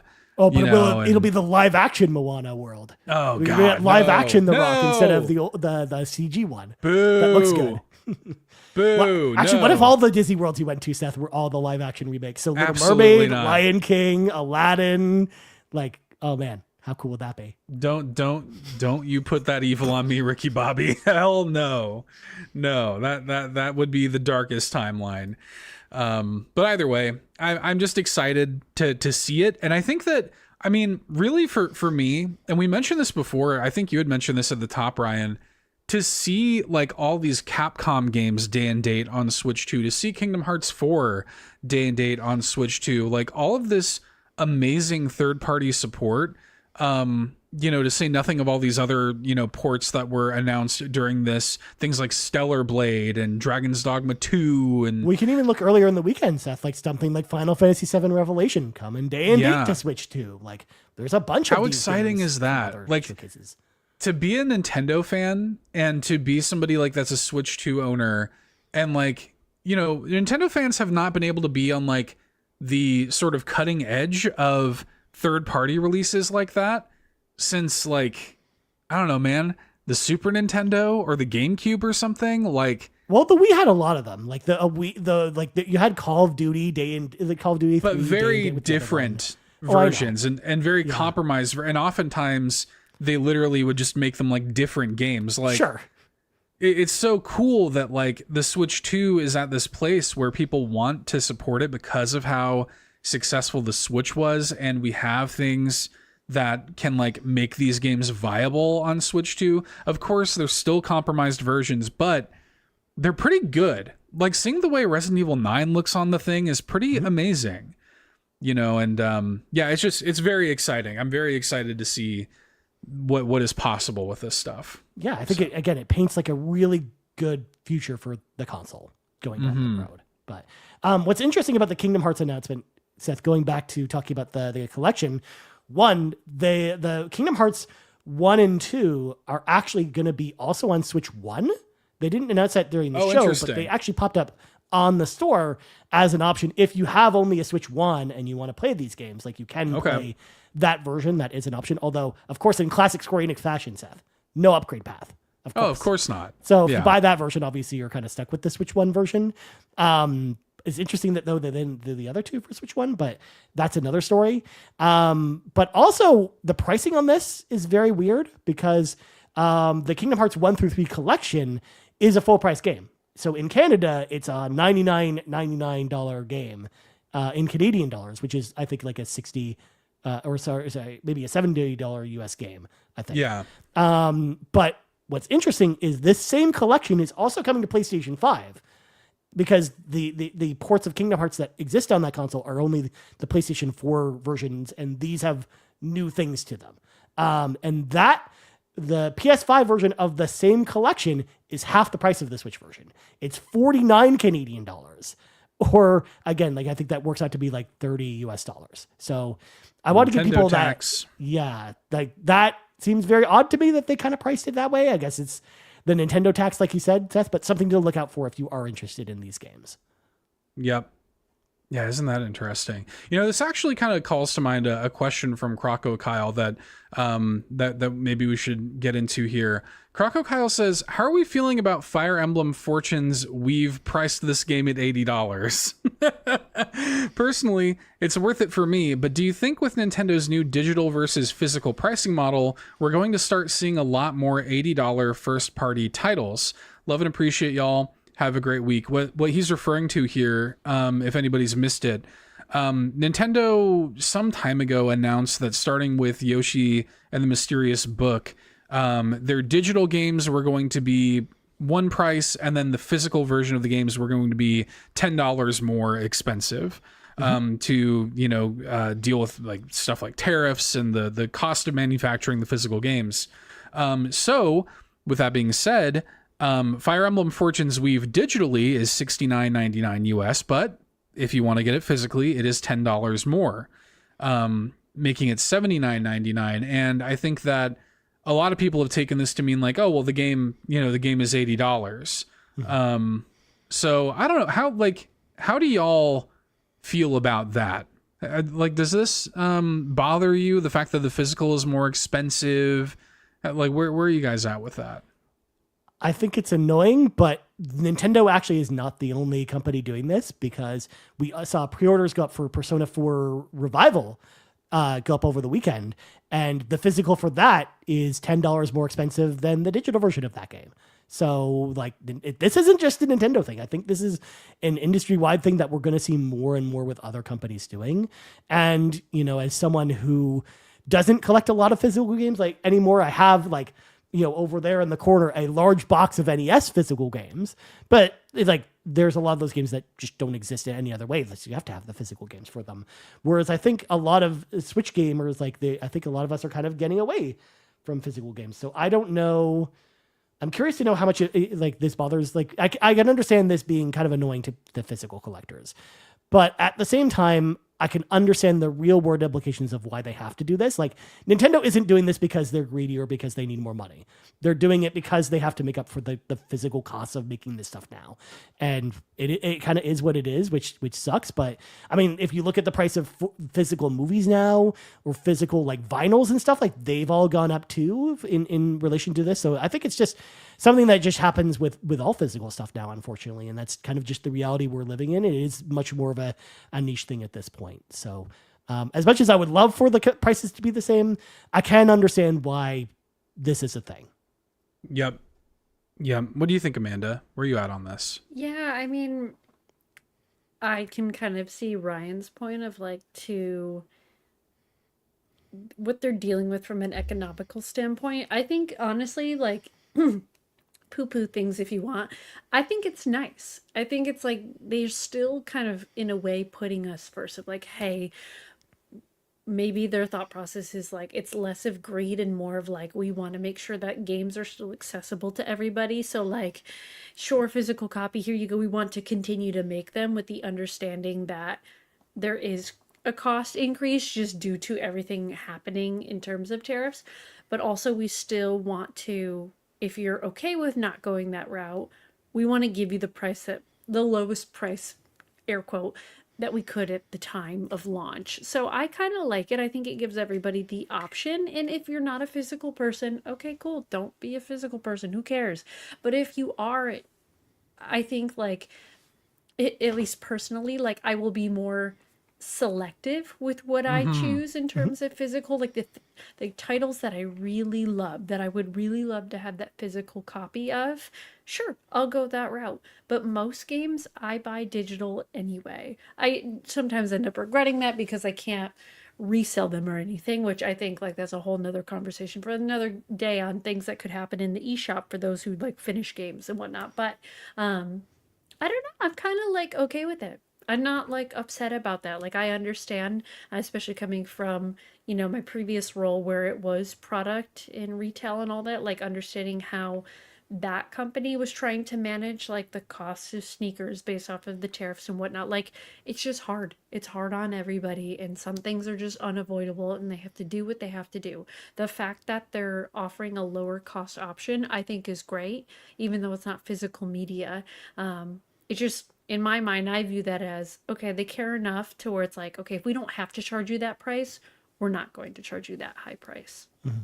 Well, and actually, the more I think about it, the more this comes back to something people have been saying for years, digital products in theory should be cheaper than physical products, because they don't have that overhead. There's this is something honestly that should have happened sooner, not necessarily the physical price going up, but digital prices should have gone down or been less than physical prices too. Because again, you don't have to pay for the trucks or the manufacturing of the cartridges when you're putting together digital products. So they should, in theory, cost less. I mean, it's the PC model, the way the PC model has been working for 20 years now at this point.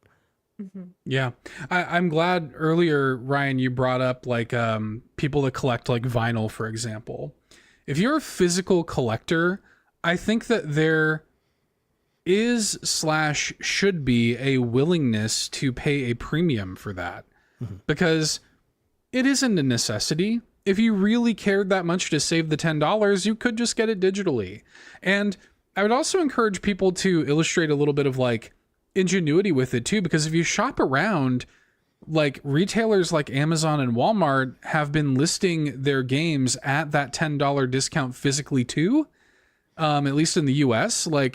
I got the physical of Yoshi from Amazon for the same price it was digitally. So if you shop around, you can find these deals and stuff. And if not, you can just grab it digitally. I think it's a very I don't know, I think it's the kind of thing that they probably felt forced to make that kind of decision.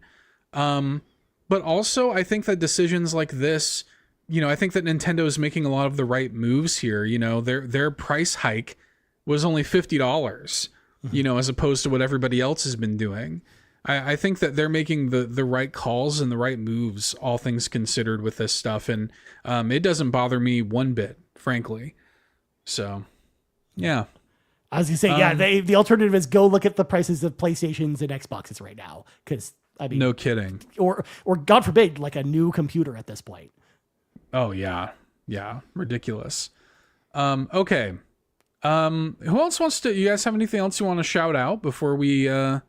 kind of wrap up? Any other games you want to highlight from the Direct? So quick honorable mentions to a lot of like the smaller third-party stuff that we saw kind of in the sizzle reel. So games like Tales of Eternia Remastered, which is an old PlayStation 1 game that is very expensive actually. That game, I've never played it before. I had a physical copy for the longest time and I ended up selling it because of how expensive it was and I kind of needed the cash. So I'm very excited that that's going to be a new game finally, because we've been getting a lot of these Tales re-releases, but I'm glad we were finally getting like one of the classic ones, because they've been doing a lot of like the PS3 era ones. So it's good to have like an older Tales game finally, that getting like a new audience, because again, most people missed out on this game. If you didn't have a PlayStation 1 or a PSP in Europe, like that's those were the two ways of playing that game. So I'm glad that we've got that around. Another game, of course, you talked about it, Stella Blade. I thought that was great. Devil May Cry. I'm glad that that's finally coming over. We had Metaphor. Like, that was my favorite game of 2024. It's a game that I think more people should give it a chance to. So I want to give a shout out to that as well. And there was a brand new Atelier game that Garrett and I didn't click in right away that it was brand new, but it was a brand new Atelier game coming out next year that they just announced again during the sizzle reel of all things. So lots of little shout outs like that I wanted to at least mention, because I think those are going to be all like pretty solid third-party releases on Switch, actually. Yeah, for sure. What about you, Amanda? You have any other honorable mentions? Honorable mention. Well, of course, I have to call out Jujutsu Kaisen and One Piece getting new game. Well, I guess not new for Jujutsu Kaisen, but cool to see. I think what I loved about that so much was it's an adaptation collaboration that kind of is cool. Yeah. Like, I don't know. Maybe it's because I'm just a fan of Jujutsu Kaisen and I watch the show. But, like, cool of them to take Vampire Survivors, take Jujutsu Kaisen, and mold them together without it feeling forced and weird. I think I've talked about this many times. When anime games exist, they're all the freaking same treatment of, oh my god, it's a fighter game. You're just Naruto this time, or you're Monkey D. Luffy this time. And they suck and they're awful. I'm sorry, but they're terrible. Especially the Jujutsu Kaisen games, because there's been multiple of them and they're all been like 50s on Metacritic. Yes, they're so bad. So I love the style that it's in. I love the thought that's gone into, okay, what abilities do these people already possess? Like as jujutsu brain, like as jujutsu sorcerers, like what are they already capable of, and how do you bring it into Vampire Survivors? So I think that was such a cool, sneaky collaboration. And I was watching another chat and people were like, this is so stupid, who wants this? I'm like, Jujutsu Kaisen is one of the biggest animes right now outside of One Piece. So yeah, like fuel that community. And then the One Piece game just looks so cool. Like, I love Sanji. I am just a fangirl for Sanji, especially in the Netflix rendition of One Piece. And I think it's like a cooking sim.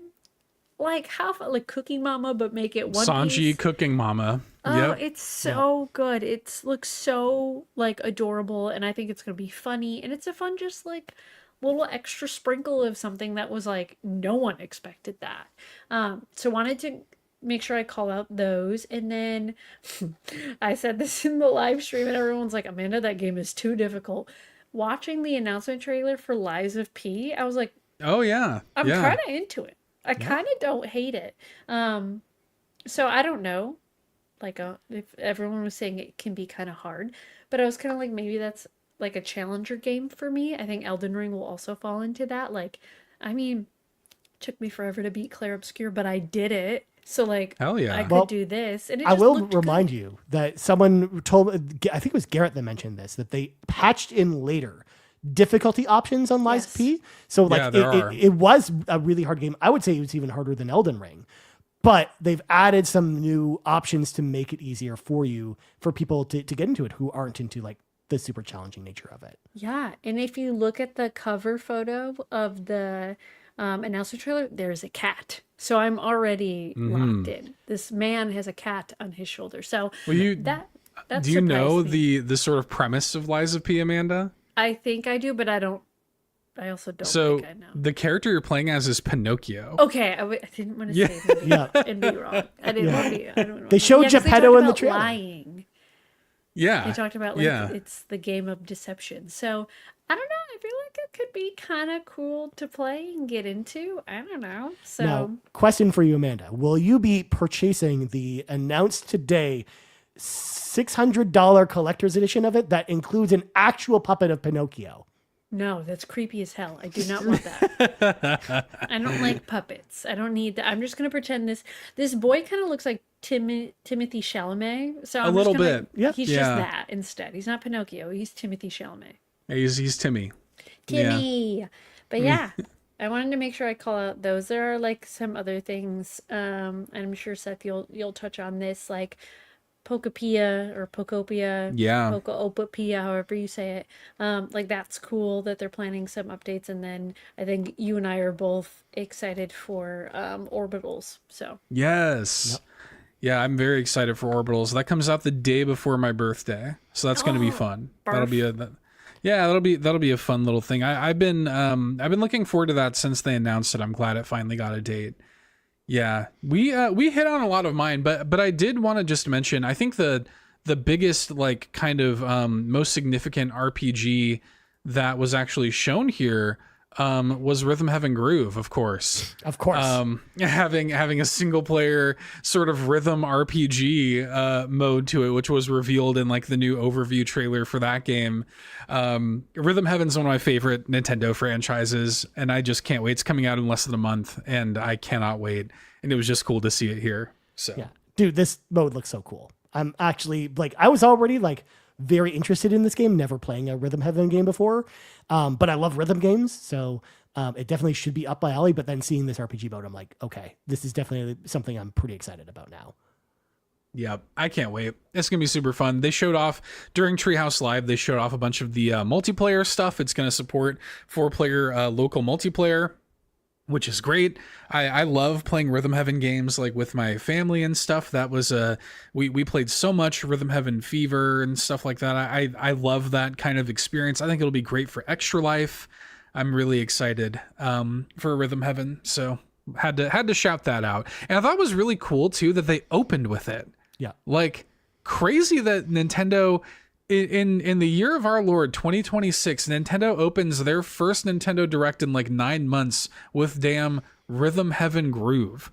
Like crazy. Yeah. So and all the music was just bumping. We're all like bumping to the beat the whole time. Always was so really good. Cute. Yeah. I can't believe it exists. Yeah, I can't believe it. Okay, well, let's go around the horn then real quick. Any final thoughts? Do you want to give it a letter grade? Does anybody have a letter grade in mind for it? What are you thinking, Amanda?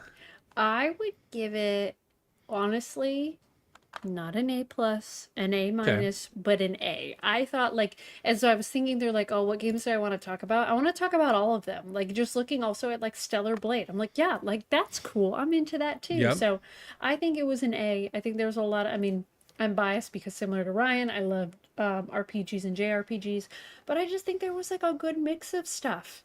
And I thought there's truly a little something for everybody. Even if you're the Animal Crossing person waiting for Animal Crossing, like Pokopia just gave you a bunch of content. Yeah, like, and I'm sure you're playing that. So yeah, I would give it an A. I think it was pretty good. Very good. Brian, what do you think? B+. I thought it was really good, but again, there was still some lulls in the presentation. And I do think, there was some stuff that again, there was something for everyone, but I do think it wasn't a perfect presentation. But I still think it was great. I am right there with you, Ryan. I was thinking B+ as well. And this is actually a good opportunity to bring in Gizmodo's question. Gizmodo says, it really feels like there was something for everyone at this Direct. Was there anything you were really disappointed not to see? And I think the big one for me, in terms of disappointments, was Duskbloods. Yeah. Like, we saw that Duskbloods was here. We kind of expected that it would be here. The game is supposed to still be coming out this year, but like all they said that it was a trailer, I don't know, 30 seconds or something of just non-gameplay. It was just like random shots dudes of standing the there. characters standing there, you know, brooding with like a big blood moon. Very cool shot, very pretty looking. But then it just says, you know, closed beta happening in the summer, not even a date for that, and then nothing. Yep. Like I thought that was bizarre to me. I'm like, I can't believe. I almost would have rather they not showed it at all. I almost would have rather that they had just waited until there was more to show. So that was a big disappointment for me. But was there anything that y'all like wanted to see but didn't see here? I mean, I think everyone's always going to say Animal Crossing. Like, just a little sprinkle of something, I think it might have turned a lot of heads the other way for a lot of people who are tuning into the direct. But yeah, we're still waiting. But that's the type of game, though, like, I feel like it would actually hurt more to see it too early. Like, I agree. To see it, like, because what if that game isn't until like the fall of next year? Do you really want to see it now? Like, so upset. I think it's better to be like, for them to just announce it a couple months before it's out. Yeah. Yep. Agreed. Was there anything you were disappointed in not seeing, Ryan? You literally took the one that I was going to say, Duskbloods. Duskbloods. Like, honestly, the fact that they had that trailer, like, that could have just been a tweet. It did not need to be a trailer here. Like, I get it. From Software needed to remind people that game exists, but like, yeah, I almost wish they took the Elden Ring approach, because they announced Elden Ring's release date on Twitter and for a Switch, and I wish they would have done the same here. Yeah, you could have gotten away with that. I'll also quickly shout out for Fee, in case she's listening to this. There have been rumors about a new Ace Attorney being announced during this kind of Summer Game Fest weekend. Of course, it did not happen. Fee and I both came into this direct kind of hoping that maybe it would be here, and it wasn't. Either way, if and when a new Ace Attorney is announced, I will be very excited about that. So, yeah. I mean, my real answer, honestly, is I wanted to see more Alien Isolation, Seth. I'm very selfish, because it's coming to Switch too. It could have been here with another trailer or more, but we'll be. I'll continue to be patient. It'll come out eventually. Well, until then, Ryan, you can just do your playthrough of Onimusha Way of the Sword with Joy-Con controls. Yeah, actually, what was interesting about that, they had a bunch of demos today, but that oddly was not one of the demos, because there was a demo on every other platform except Switch 2 for that one. Which Weird, I thought was right? Interesting. Yeah. Yeah. Very good. Okay. Well, let's go ahead and wrap up. I will go ahead and thank our patrons. Amanda, do you want to go grab your physical while I do that? Yeah.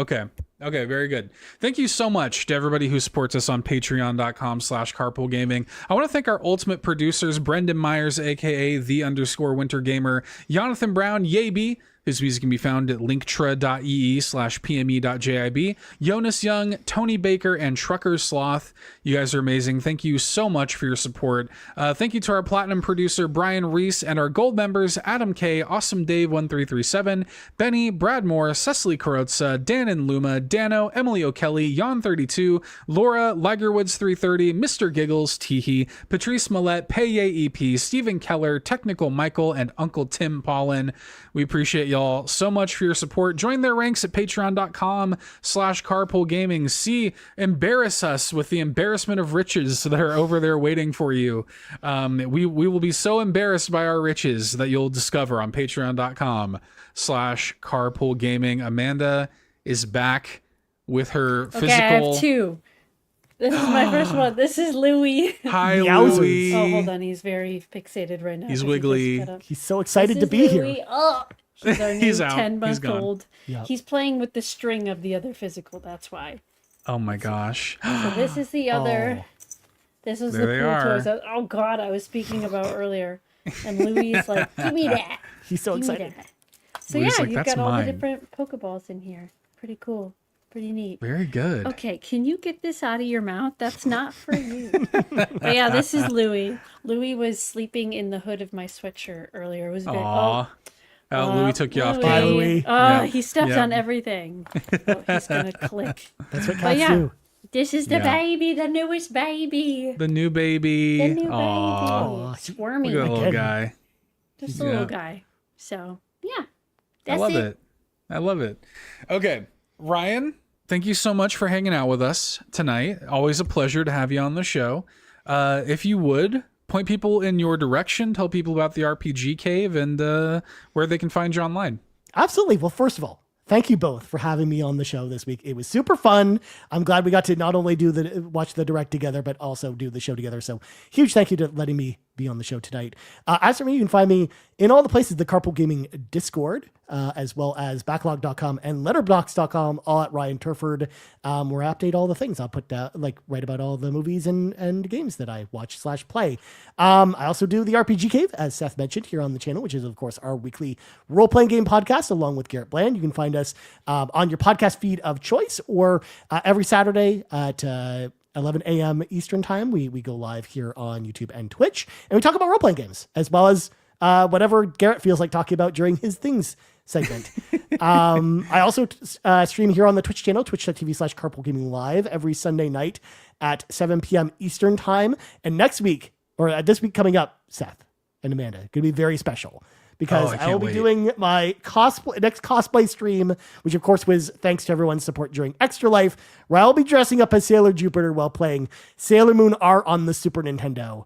So I'm very, very excited for that stream. And of course, Gooey's episode, make sure to check out the First Light episode that's coming out this week. And last but not least, Seth, if I may, I'm going to tease, there's a little something coming next week that I will not say what it is, but we've done one of these this year, and this will be the second, and I can't wait for people to see it. I just shot it today, and it's going to be awesome. So you'll hear more about that probably in the housekeeping next week. So please be excited. Let's go. Please be excited. I love it. Okay, Amanda, where can people find you? Apologies, there's a battle royale happening tonight between Todd and Louie. They're just batting at each other. You can find me at twitch.tv/miles_of_Amanda. I'm still raising money for the MSPCA Angel, an animal welfare organization that has 24/7. Will you relax? Jesus. 24/7 vet services. They do a lot of political work for animal advocacy. They are amazing. We've raised $500, so we have 1,000 more to go. Yeah, just catch me on the internet. I'll be on there all for the rest of the week. We can now stream during the day, so come hang out. Look at that. Yay! Unemployment! We love it. Hell yeah. Nice. Very good. As for me, I'm $2 Hero on Blue Sky on YouTube. Listen to Bit Harmony, a video game music podcast, if you like that sort of thing. That's a podcast I do with my friend Matt. Pretty good. And of course, you can add me on your Nintendo Switch. My friend code is SW4Stick28066Stick3454. Just like Eric Lindros. Go ahead and get me added so that when Nintendo Switch Sports Resorts comes out, we can thumb wrestle online. We can go ahead and take care of that. For myself, for Amanda, for Ryan, this has been the Nintendo Drive. We'll see you next week. We're out. Bye. Bye. Thanks so much for tuning in to this week's episode of the Nintendo Drive. Now, before you drive off, be sure to like and subscribe on YouTube and follow us at Carpool Gaming on socials. Don't forget to check out our awesome Nintendo Drive merch on carpoolgaming.com. And you can also support the show on Patreon at patreon.com/carpoolgaming, where you'll unlock all sorts of exclusive content like the Nintendo Drive post show. Links to everything are in the description. See you next week!